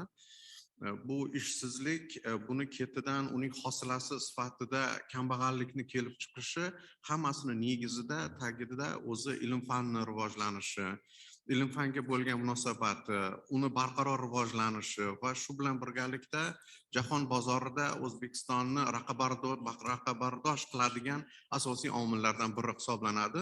Shuning uchun ham ushbu taqdimotda keltirilgan Fanlar akademiyasiga taalluqli bo'lgan qismida inson kapitalini rivojlanishi yoki bo'lmasam olimlarni nisbatan sonini oshirishi, bular hammasi bizlar tomonimizdan ham qarab chiqilgan tamoyillardan, asosiy tamoyillardan biri bo'lib, bizlar albatta buni olqishlamasdan qolmaymiz. Chunki ilm-fanni rivojlanishida professional olimlarni, ilmiy tadqiqotni salmog'ini oshib borishi doimiy ravishda mamlakatni raqobatbardosh va uni barqaror rivojlanishning asosiy bir ustunlaridan biri hisoblanadi. Rahmat. Rahmat. Biz ham o'zimiz tomonidan o'ylaymiz, shu Fanlar akademiyasi shu kelgusi 10 yilda shu transformatsiyadan o'tib, bizning fanimizni lokomotivi bo'lib kelayotgan joyda ham Fanlar akademiyasi undan ham katta natijalarga erishadi, shu milliy siyosatni e'tiborga olib. Va keyingi endi albatta bizning mamlakatimizda fan texnologiyalarni rivojlantirishi o'zi hissasini kelib qilayotgan va inson kapital rivojlantirish to'g'risida milliy siyosatda ham gapirib o'tildi. Men o'shanga iltimos qilardik, Oliy o'rta va maxsus ta'lim vazirligi tomonidan o'z fikrlaringizni bildirsangiz, Hakimov Rahimjon Rasuljonovichga so'z bersak, iltimos. Assalomu alaykum, hurmatli bugungi anjuman qatnashchilari, qadrli mehmonlar. Haqiqatda ham mana ko'ryapmiz, mamlakatimizda ilm-fan innovatsiyalarga juda katta e'tibor berilyapti. Ayniqsa oxirgi 5 yilda juda katta hujjatlar qabul qilindi, mana qonunlar yuqorida aytib o'tildi. Aniq maqsadlar qo'yildi, strategiyalar 2030-yilgacha. Shu nuqtai nazardan oladigan bo'lsak, mana bugungi mana shu milliy siyosat ham ular bilan hamohang ravishda o'ylaymizki, mana shu mamlakatimizda fan, texnologiyalar va innovatsiyalar rivojlanishida o'ziga xos bir o'ringa ega bo'ladi. Umuman bugun biz ilm-fanni, texnologiyalar, innovatsiyalar, oliy ta'lim muassasalarisiz tasavvur qilishimiz juda qiyin. Shu nuqtai nazardan mana bugun oliy ta'lim muassasalarida mana bizda 160 taga yetdi bugun ularning soni. Ularda qamroq oshirish bilan bir qatorda alohida e'tibor mana shu ularda ilm-fanni rivojlantirishga qaratilyapti. Bugun biz mana ilm-fan sohasida ham agar tahlil qiladigan bo'lsak, juda katta ijobiy siljishlar bor oldinga qarab va bu mana shu siyosatda belgilangan maqsadlar ham bizni oliy ta'limni 2030-yilgacha bo'lgan rivojlantirish konsepsiyasiga ham ko'p jihatdan mos keladi. O'ylaymizki, mana shu birgalikda hammamiz oliy ta'lim muassasalari, vazirligimiz, innovatsion rivojlanish vazirligi, akademiya mana shu maqsadlarga erishishga astoydil harakat qilsak, albatta kutilgan natijaga erishamiz. Rahmat. Rahmat, Rahimjon Rasuljonovich. Albatta, bizning muhtaram prezidentimiz aytganday, oliy ta'lim bilan qamralgan yoshlarni 50%gacha g'oya qo'yilgan, sel qo'yilgan. O'shanda shu bitiruvchilar, diplomirованный bitiruvchilar ertangi kunda ilm-fanga kelishi shart. O'shanga biz shu qamrovni ham o'ylashimiz kerak. Ilm-fandagi ish joylari ham ko'paytirishga qaratilgan milliy strategiyamiz va endi bizning muhtaram rektorlarimiz, prorektorlarimiz qatnashyapti. O'sha bugungi yig'ilishda iltimos qilardim. Shu Toshkent davlat iqtisodiyot universiteti rektori Sharipov Kongratbay Avazimbetovичga so'z bersak, o'zingiz fikrlaringizni bizga. Assalomu alaykum, hurmatli tadbir qatnashchilari. mana hozir spikerlar aytib o'tdi, bu juda muhim hujjat hisoblanadi. Milliy siyosatimizni mana shu sohadagi aniqlab beradigan, mana 2030-yilgacha hozir konsepsiyani ko'ryapmiz. Bu yerda birinchi alohida e'tibor beradigan jihat shundan iboratki, bu inson kapitalini rivojlanishiga e'tibor berilyapti. Hamda inklyuziv ta'lim to'g'risida ham gapirilyapti. Mana Covid pandemiya paytida biz imkoniyati cheklangan yoshlarga ta'lim berishda ancha o'zimizning oldimizdagi muammolarni ko'rdik va yechimlarini topadi degan umiddamiz. Endi eng asosiy bo'layotgan masala bu ilm, fan va ishlab chiqarish integratsiyasi. Bu integratsiyasiz, demak, ta'limni sifatini va ishlab chiqarishning samaradorligini oshirish mumkin emas, bilamizki. Shuning uchun barcha universitetlar biz mana shu qabul qilinayotgan strategiyani, milliy siyosatni tasdiqlaymiz, qo'llab-quvvatlaymiz. O'ylaymizki, kelajakda mana shu sohada o'zimizni oldimizga qo'ygan barcha maqsadlarga erishiladi va bu siyosatni ishlab chiqishdagi faol qatnashgan Islom taraqqiyot bankiga, YUNESKOga va milliy va xalqaro ekspertlarga minnatdorchilik bildirmoqchiman. Rahmat e'tiborlaringiz uchun. Rahmat katta. Va keyingi so'zi investitsiya va tashqi savdo vazirligi xalqaro hamkorlik boshqarmasi boshlig'iga Ulug'bek Burxanovga bermoqchi edim. O'zingizni fikrlaringiz bilan tanishtirsak. Assalomu alaykum. Katta rahmat. Ijozatingiz bilan mehmonlarimiz uchun ham ozgina inglizcha ham so'zlash imkoniyatini bersangiz. Dear guests, ladies and gentlemen, Madam Astana, Dr. Makarigakis, Madam Deputy Minister, on behalf of the Ministry of Investments and Foreign Trade, we congratulate you on the occasion of this launch ceremony of National Science, Technology and Innovative Policy of the Republic of Uzbekistan. Indeed, the government of Uzbekistan is committed to building an innovative, progressive and peaceful country to help ensure prosperity for future generations in which individuals can develop in safety and security. To help accomplish this, Uzbekistan is committed to the United Nations 16 Sustainable Development Goals, 16 for Uzbekistan, which include the work and economic development, industry, innovation and infrastructure, protect the environment as the basis of human life, strengthen and guarantee human rights, fight poverty and social inequality, recognize that education, science and innovation are drivers of a successful society, and ensure the rule of law and good governance. The Uzbek sustainability model is designed to become a long-term development strategy for the nation. As Minister Abdurrahmanov mentioned today at the beginning of this presentation, Uzbekistan aims to become one of the 50 leading countries in the Global Innovation Index rating by 2030. So the priorities are to strengthen the country's research and development, integrate education, science and entrepreneurship, ensure inclusive and equitable high-quality education, and develop the system and lifelong learning. To date, nearly 70 projects with a total amount of almost $28 million have been implemented in the field of science, innovation, and technology in Uzbekistan, and we are planning to launch more than 60 projects in near future. Dear colleagues, the world has now entered an era of global transformation, which brings with it both challenges and opportunities.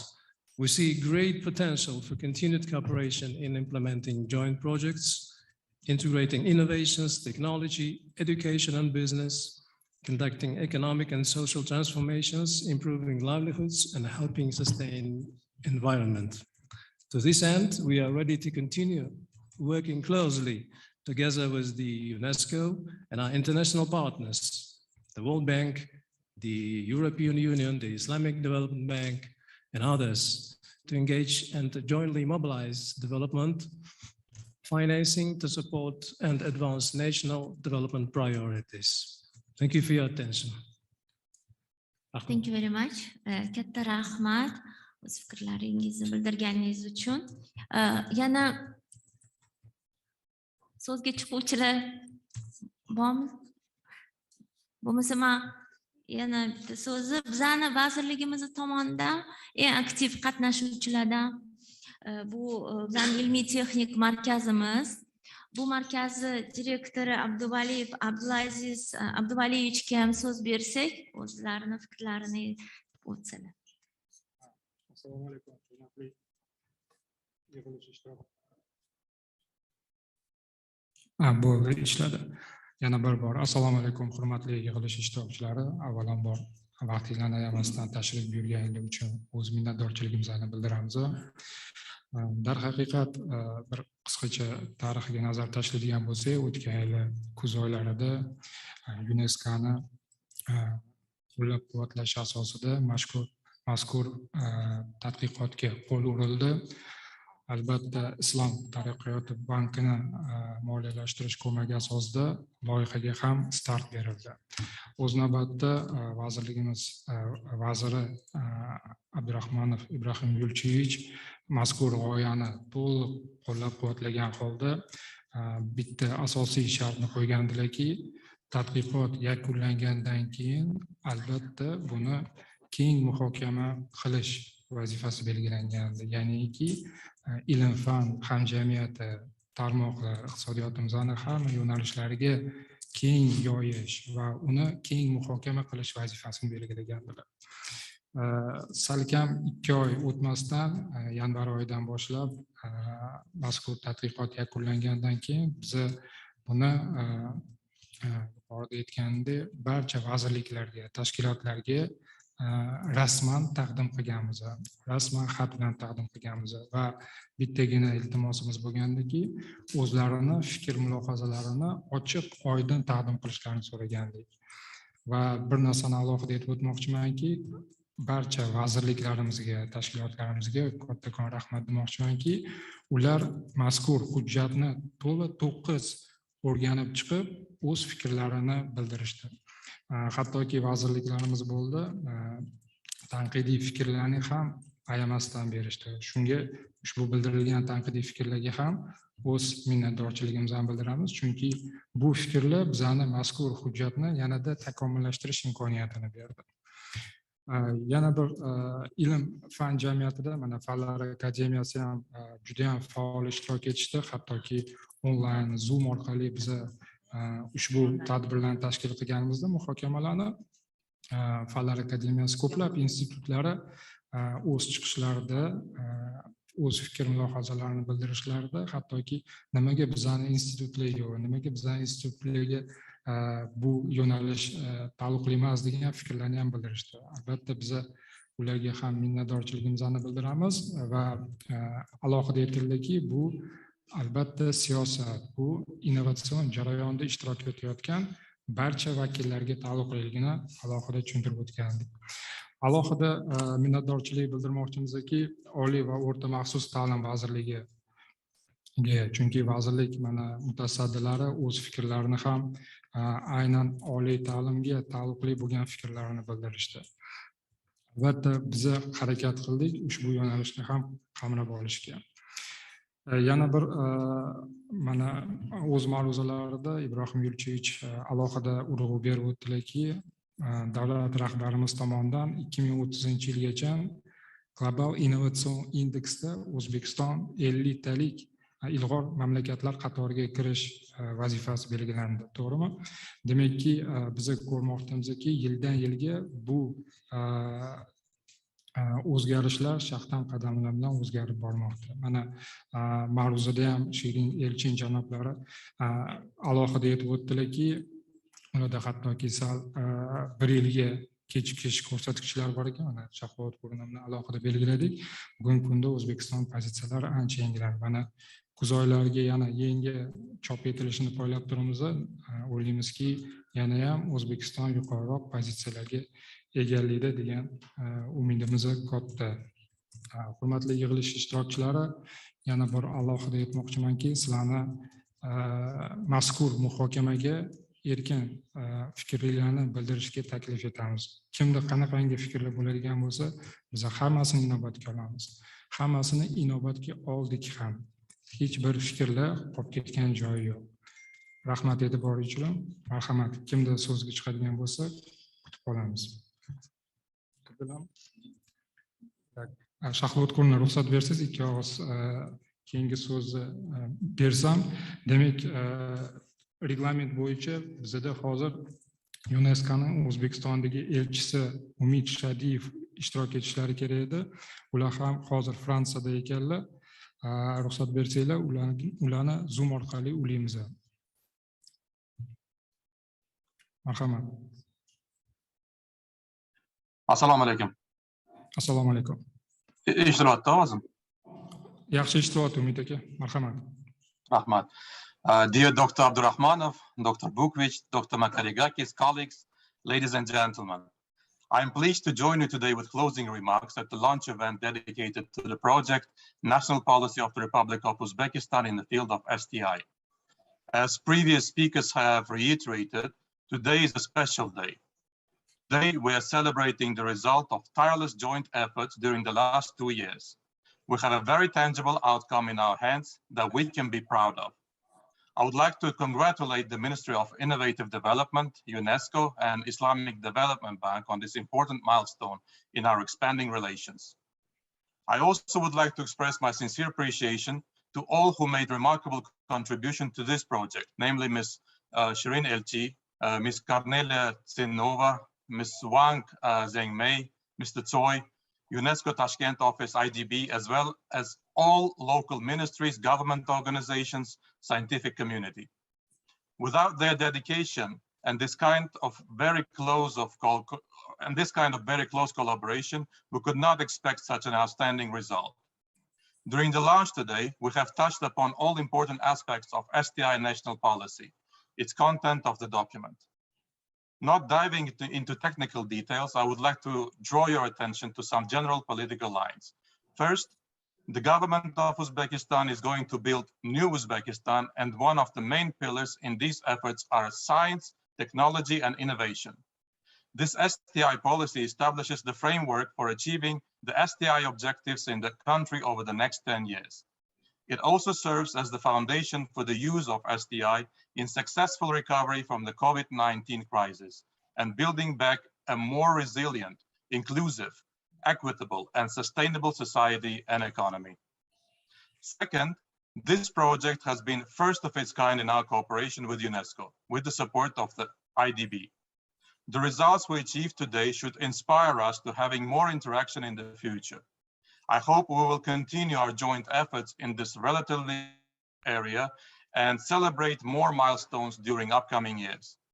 I'm confident that STI national policy will open new opportunities for cooperation, and I wish you every success in further approving this policy and its implementation. From our side, we always stand ready to assist in one way or another to successfully realize all the tasks in this field.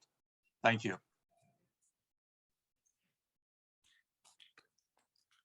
Thank you very much, Mr. Shadif. And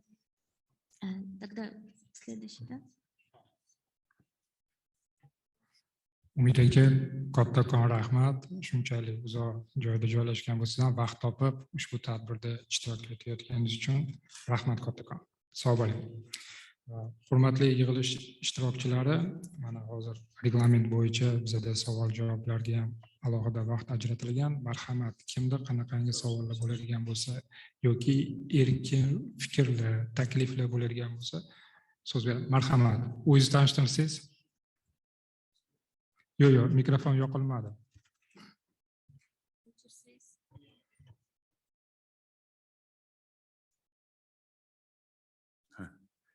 Assalomu alaykum. Farhod Maqsudov, Fanlar akademiyasi Milliy arxeologiya markazidanman. Muhokamaga ochiq bo'lgani uchun ayrim savollarim bor edi. Mazkur hujjat mualliflariga, UNESCO va Islom taraqqiyot bankiga, O'zbekiston Ilm-fan texnologiya va innovatsiyalar sohasini jahon ko'lamida integratsiyalashuvini tezlashtirish, osonlashtirish uchun menimcha bir 3 ta taklifim bor. Shu takliflarga e'tibor berish kerak deb o'ylayman. Birinchisi, bizda mana bu yerda FT siyosati maqsadlarida 50 talikka kirish, innovatsiya indeksida, keyin yana jahon universitetlari reytingida yuqori pog'onalarga chiqish degan maqsadlar turibdi.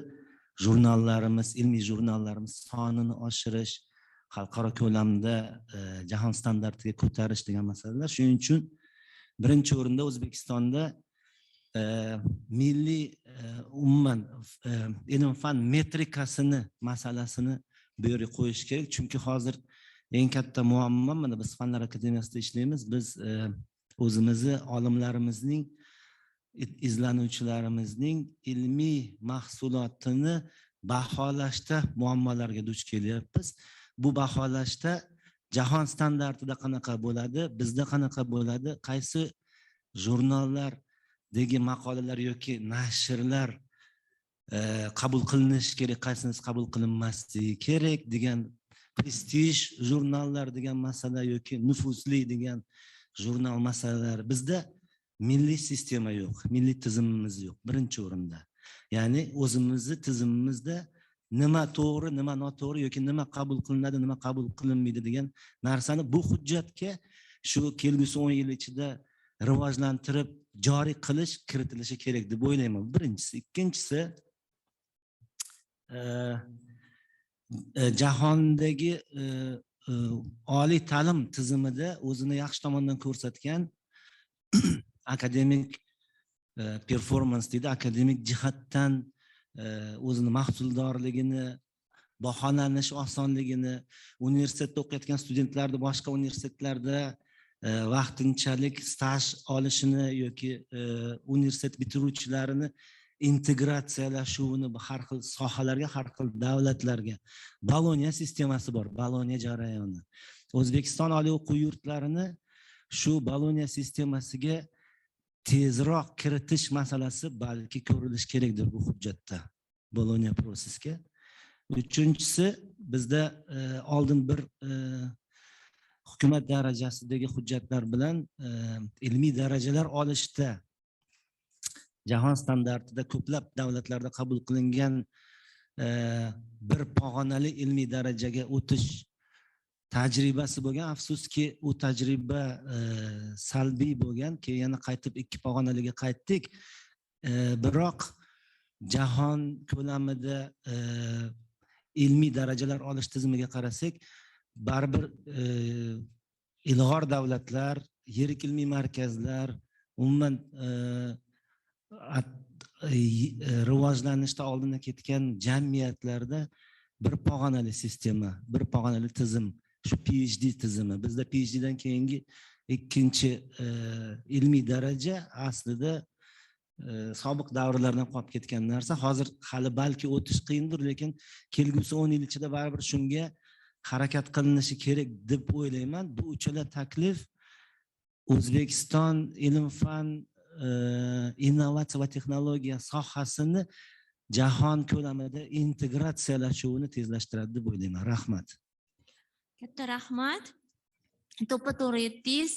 Shu biza jahon standartlariga yondashishimiz kerak va har 3 ta takliflaringiz ham hammasi shunga bag'ishlangan, shu jahon standartlariga keltirishga. Birinchisi mana metrikada.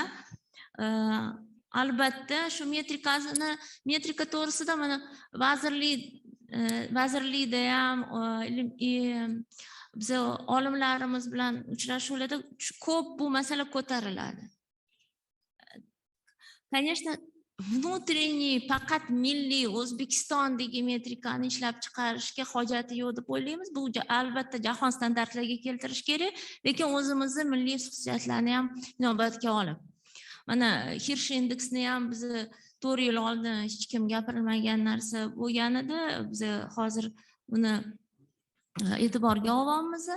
Lekin albatta mana например, publikatsiyalar, jahon nufuzli jurnallarda publikatsiyalarni ham masalasini ko'targanimizda hozir ko'p problemalar bor, o'zinglar bilasizlar, shu хищнический jurnallarda ham publikatsiyalar boryapti bizani ученыйlarimiz. Shuni hammasini biz o'ylaymiz bu как болезнь переходного периода bo'lib o'z joyiga tushadi va albatta biza shu milliy metrikamizni ishlab chiqishimiz kerak. Endi bu siyosat, bu hozirgi tayinlangan dokument, bu siyosat va buni amalga oshirishda albatta shu milliy metrikalarni ham, sistemani ham inobatga olinadi. Balonli sistema, balonskaya sistema bu endi oliy o'quv yurtlar vazirligimizga ko'proq tegishli va biz o'ylaymiz buni ham albatta amalga oshirish kerak, balonskiy sistemaga o'tishimiz kerak va shunda fanni ham rivoji bo'ladi albatta. Va PhD da endi bizning mamlakatimiz hozir rivojlanish fazasida har xil narsalar mana bitta sistemali o'tdik, faqat Doctor of Science qilib, endi ikki bosqichli sistemaga qaytib o'tdik va bunda albatta to'xtash kerak emas, balkim endi yana o'ylab ko'rish kerak. Endi keng jamoatchilik bilan muhokama qilgan holda qaysi sistema O'zbekistonga to'g'ri keladi. Bu nafaqat bu Sovet davridan qolgan sistema. Germaniya boshqa davlatlarda ham ikki bosqichli sistema mavjud.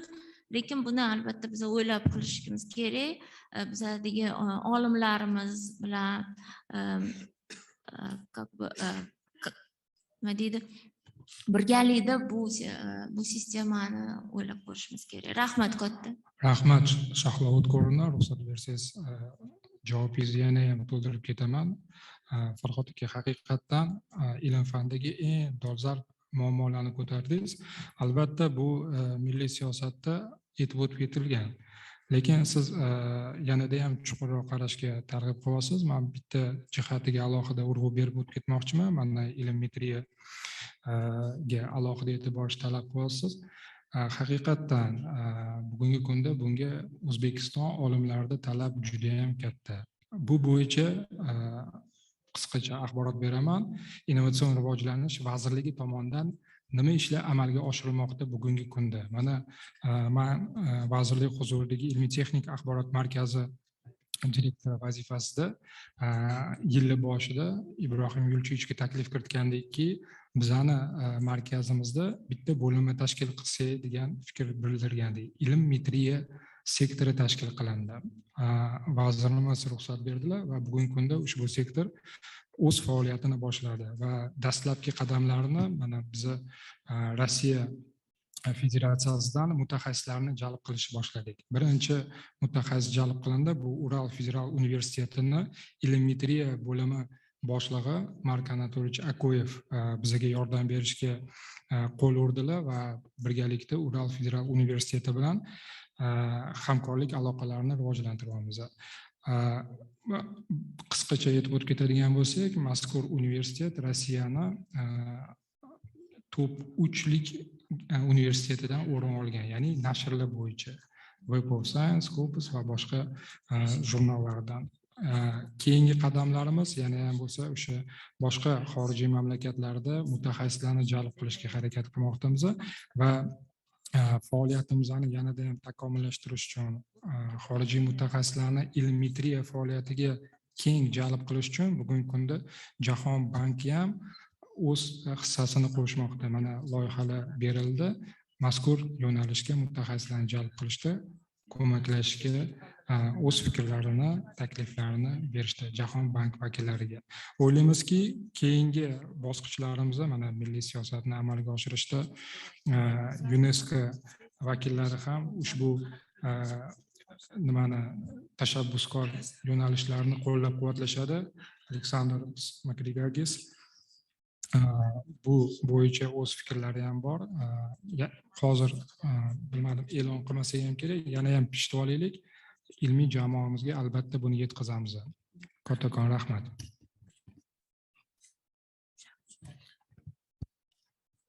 Thank you. Just to let you know also a couple of things that you were talking about a couple of issues. One is the quality of the assessment of the research papers, and the other one is how do we go with the Bologna Convention, etc. Just to let you know that last week, already on Monday, UNESCO, along with UNICEF and World Bank, supported the government for the very first international large-scale assessment. Right, so we're starting already with the PISA process. So these things have to start already at a younger age. And this way, you can start developing a little bit of capacity in the country.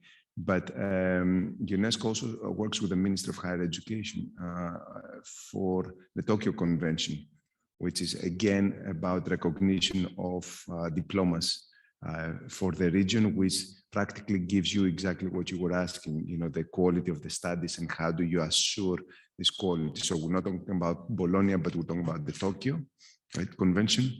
So the country is moving towards that direction and we're almost there.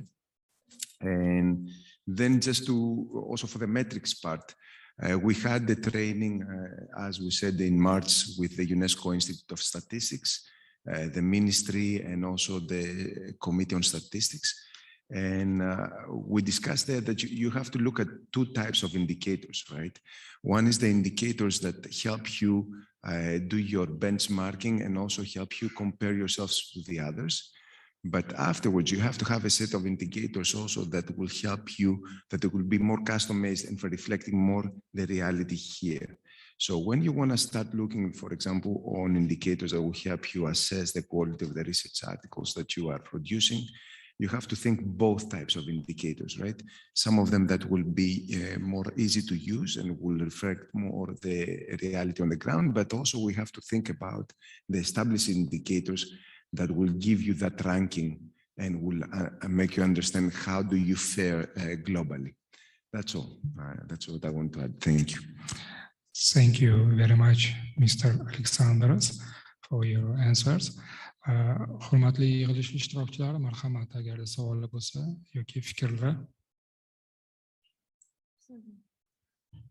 Marhamat, davlat.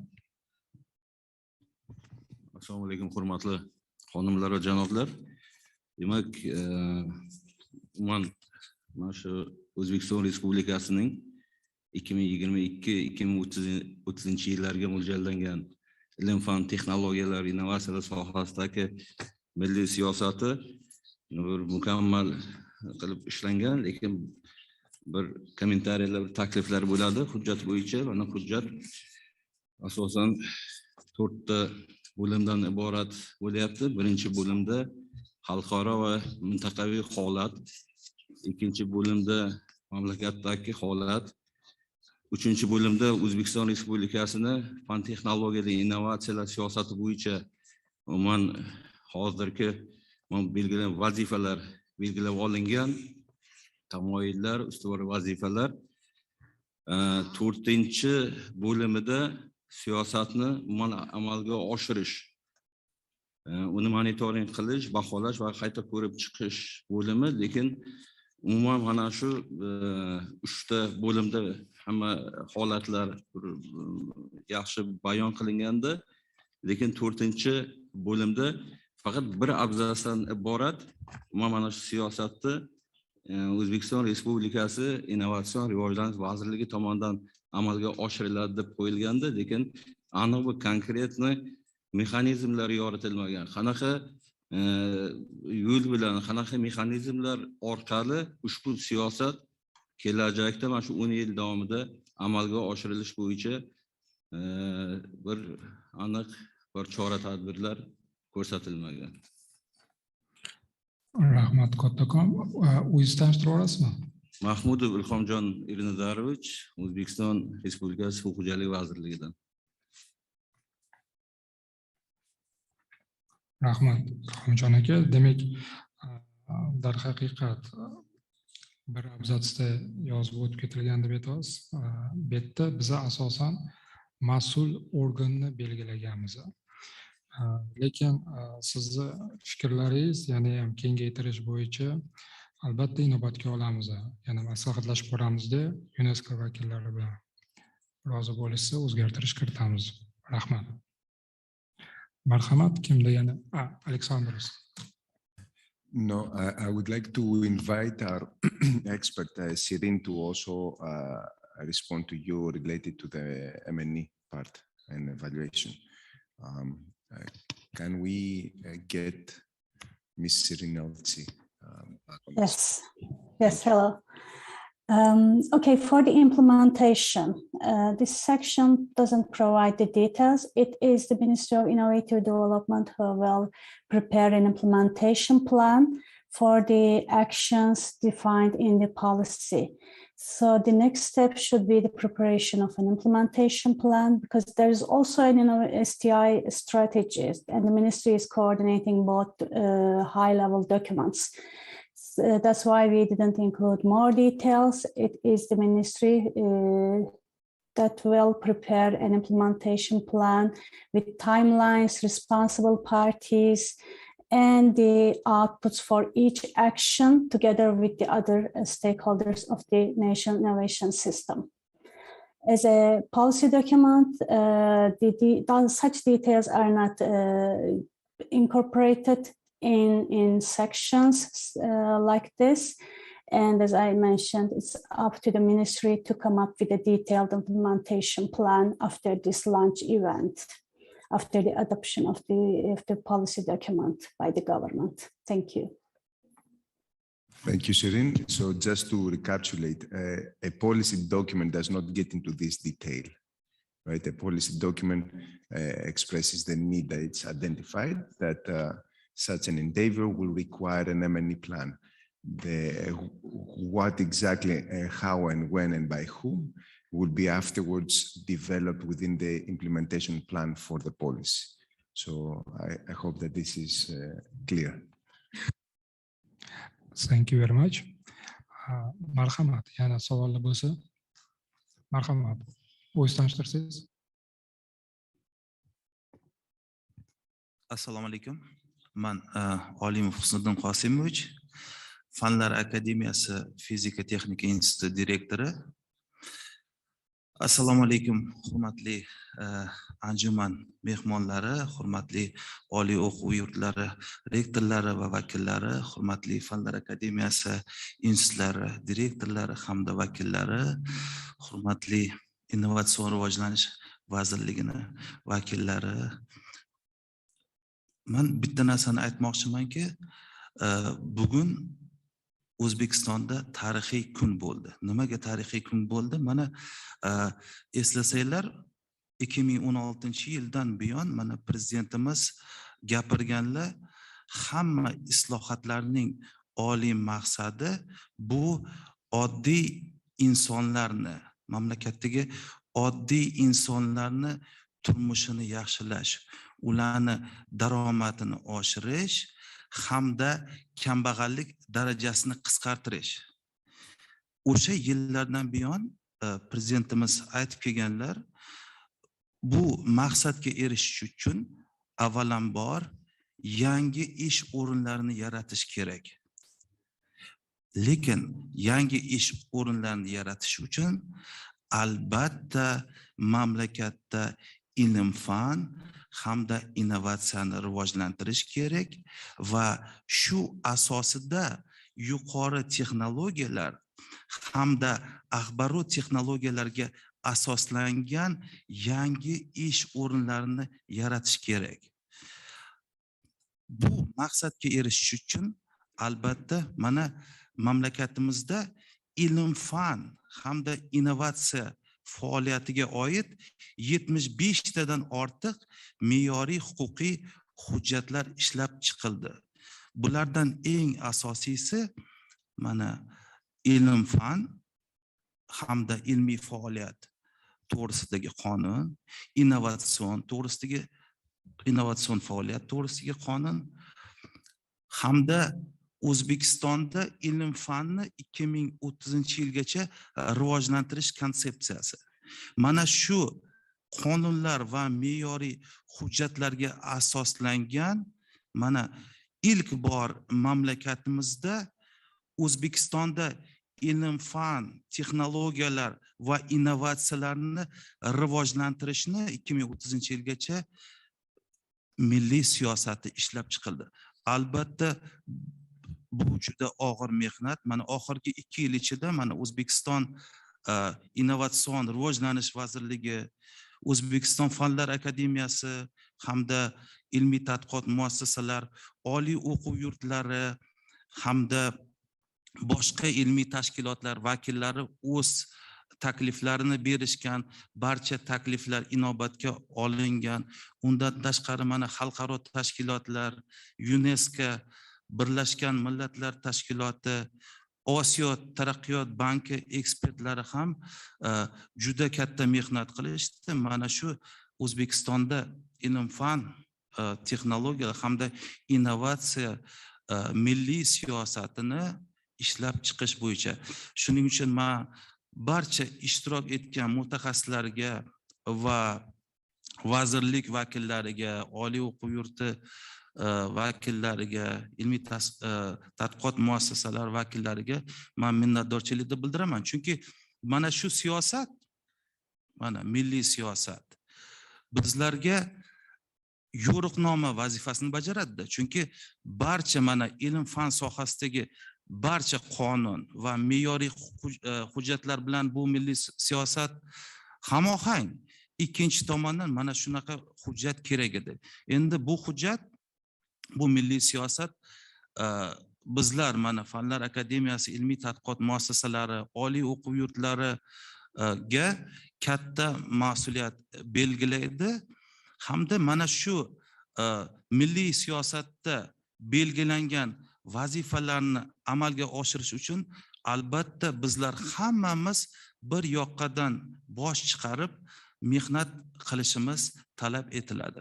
Endi mana oxirgi 5 yilda ancha ijobiy o'zgarishlar bo'ldi. Ilm-fan sohasida, innovatsiya sohasida mana shu milliy innovatsiya infratuzilmasi tashkil etildi.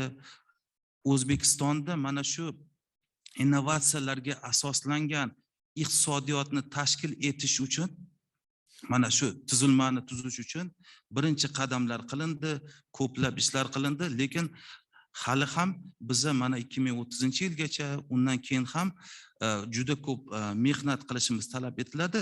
Chunki ko'rgan bo'lsanglar, asosiy maqsadlardan biri 2030-yilda mana mamlakatimiz global innovatsion indeks reytingida eng yuqori, eng rivojlangan 50 ta davlatlar qatoriga kirish kerak. Lekin sizlar so'rashinglar mumkin, nimaga biz mana shu 50 ta rivojlangan davlatlar qatoriga kirishimiz kerak? Javob oddiy. Chunki mana shu qatorga kirsak, bu degani bizning iqtisodiyotimizda mana innovatsiyaga asoslangan korxonalar va ish joylari ulushi mana shu rivojlangan davlatlar bilan deyarli teng bo'lgani. Yana bitta masalaga men e'tibor qaratmoqchiman. Mana Ibrohim Yo'lchiyev ham aytdilar, dunyoning rivojlangan davlatlarida har 1 million aholiga taxminan 4-5 mingta ilmiy xodim, professor, o'qituvchilar to'g'ri keladi. Mana bizning mamlakatimizda hozirgi kunda taxminan 1 million aholiga 500 ta olim va professorlar to'g'ri keladi. Bu nima degani? Bu degani bizning potensialimiz yuqori. Demak, yana 10 baravar mana shu ilmiy xodimlar sonini, professor, o'qituvchilar sonini oshirishimiz kerak. Lekin bu yerda sifat ham bo'lishi kerak. Mana oldingi mana dokladda aytildi, bu siyosatni amalga oshirishda albatta har bir bosqichda monitoring bo'lishi kerak. Hamda ilmiy tadqiqot muassasalari hamda oliy o'quv yurtlarini reytingini, har yilda reytingini tashkil qilish kerak. Bu juda mas'uliyatli narsa. Mana bitta taklifim bor. Mana bir necha institut vakillari, universitet vakillari ham oldin mana shu taklifda aytishgan. Bitta kichkina e'tiroz bo'lgan. Mana shu reyting, ilmiy tashkilot, ilmiy tadqiqot muassasalari va oliy o'quvlarini reytingini hisoblaganda albatta bizlar mana shu Scopus hamda Web of Science bazadagi ma'lumotlarga asoslanishimiz kerak. Albatta mana shu ilmiy tadqiqot muassasalari, universitetlari ham mana shu bazalarda chop etilgan maqolalarni berishadi. Lekin aytib o'tilgandek, har doim ham hamma maqolalar mana shu Scopus bazasida bo'lmagan.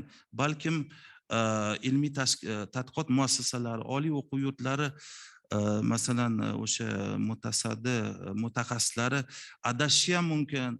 Masalan, qanaqadir jurnal masalan Scopusga kirgan bo'lishi mumkin, keyin soxta bo'lgani uchun chiqib ketishi ham mumkin. O'sha uchun mana shuni obyektiv olib borish uchun mana taklifim, mana Innovatsion rivojlanish vazirligi ham mana keyingi yillarda ITM reytinglarini, oliy o'quv yurtlar reytingini qilishganda mana shu chop etilgan maqolalar bo'yicha, Scopusda chop etilgan maqolalar bo'yicha mana shu Scopus bazasini o'zidan, Pablons, Web of Science bazasini o'zidan ma'lumot olishsin. Institutlardan emas, universitetlardan emas. O'shanda hammasi obyektiv bo'ladi, hech qanaqa e'tirozga o'rin qolmaydi. Katta rahmat. Katta rahmat fikrlaringizni bildirganingiz uchun.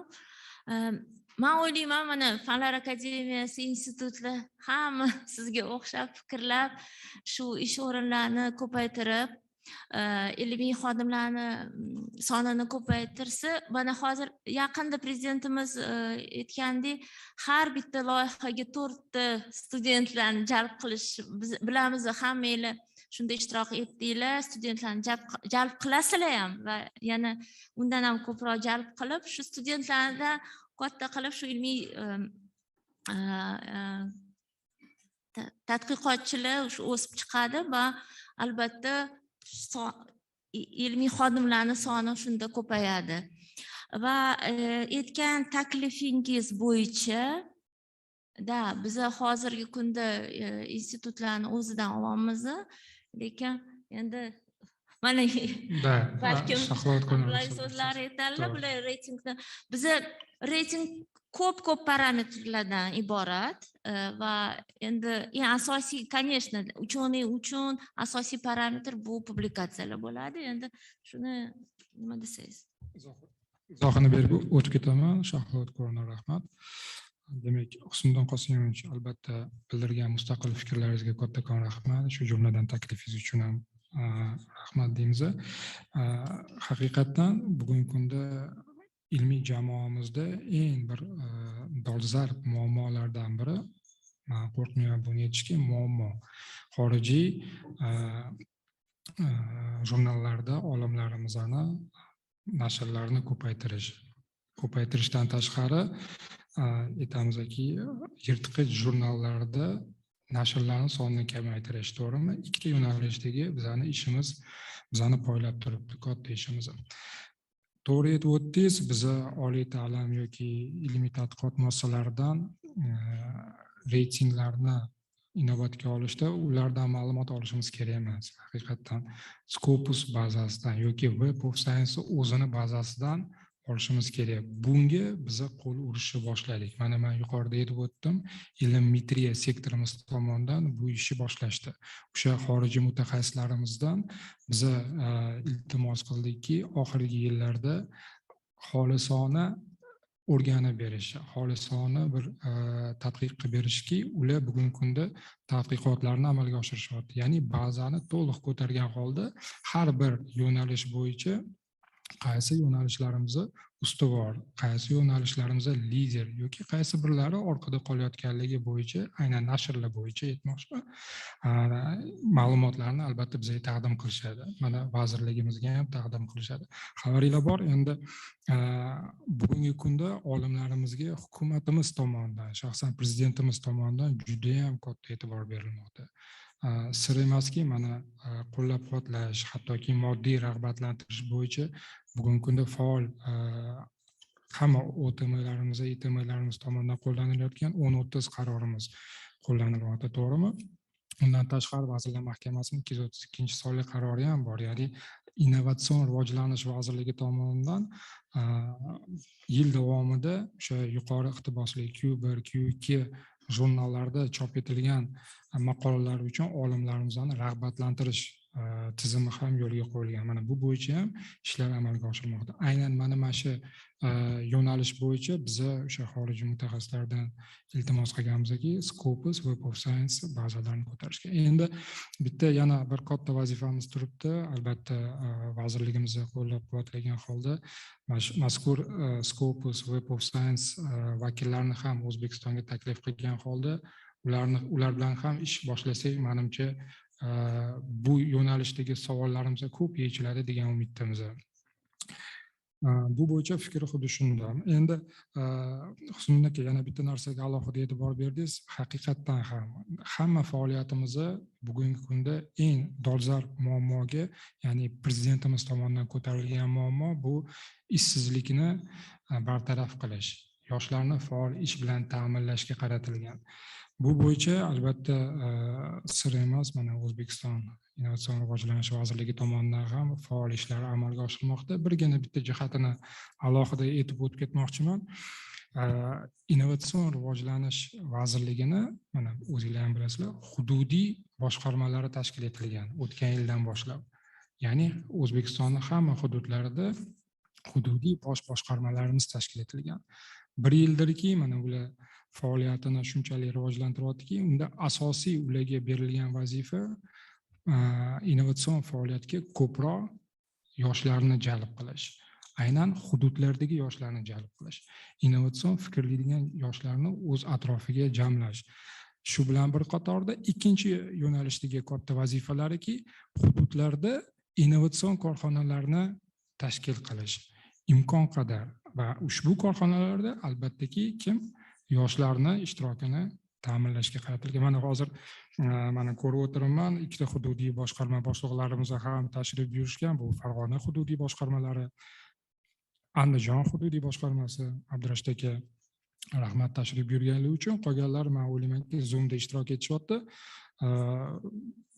Ikki og'iz agarda fikr bildiradigan bo'lsanglar, mana umumiy da Abdurashid aka, bugungi kunda nima ishlar qilinyapti hududiy boshqarmalar tomonidan? Aynan yoshlarni ish bilan ta'minlash bo'yicha fikrlarni aytib o'tsanglar.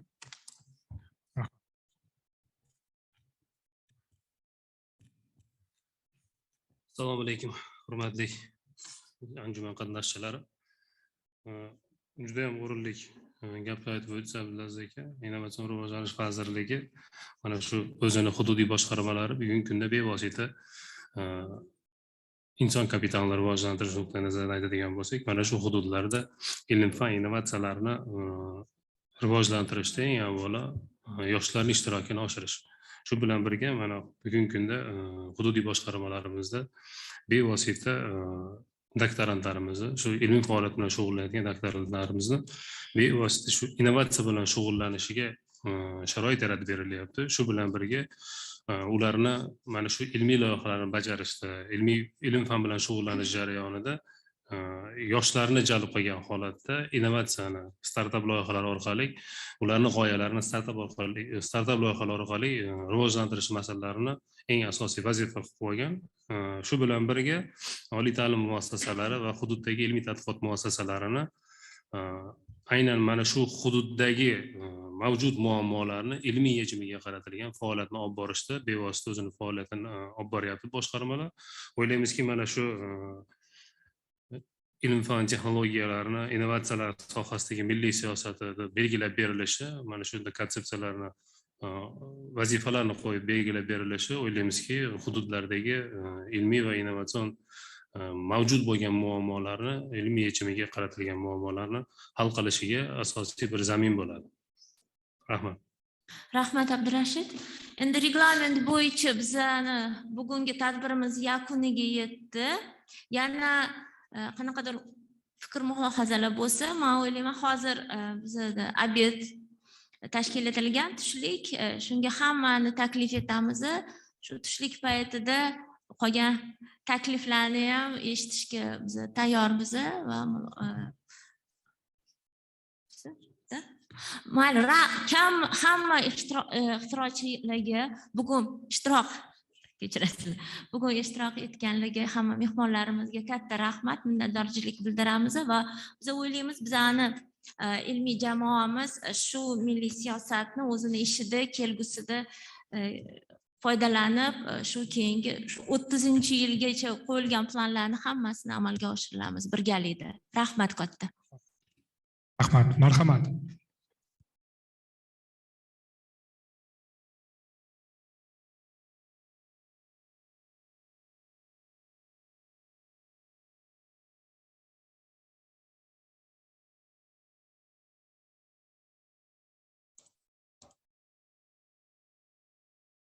Uzr, iltimos hammani bitta suratga tushsak, kelinglar. Keyin tushlikka chiqib ketamiz. Kelinglar, hammamiz suratga tushaylik.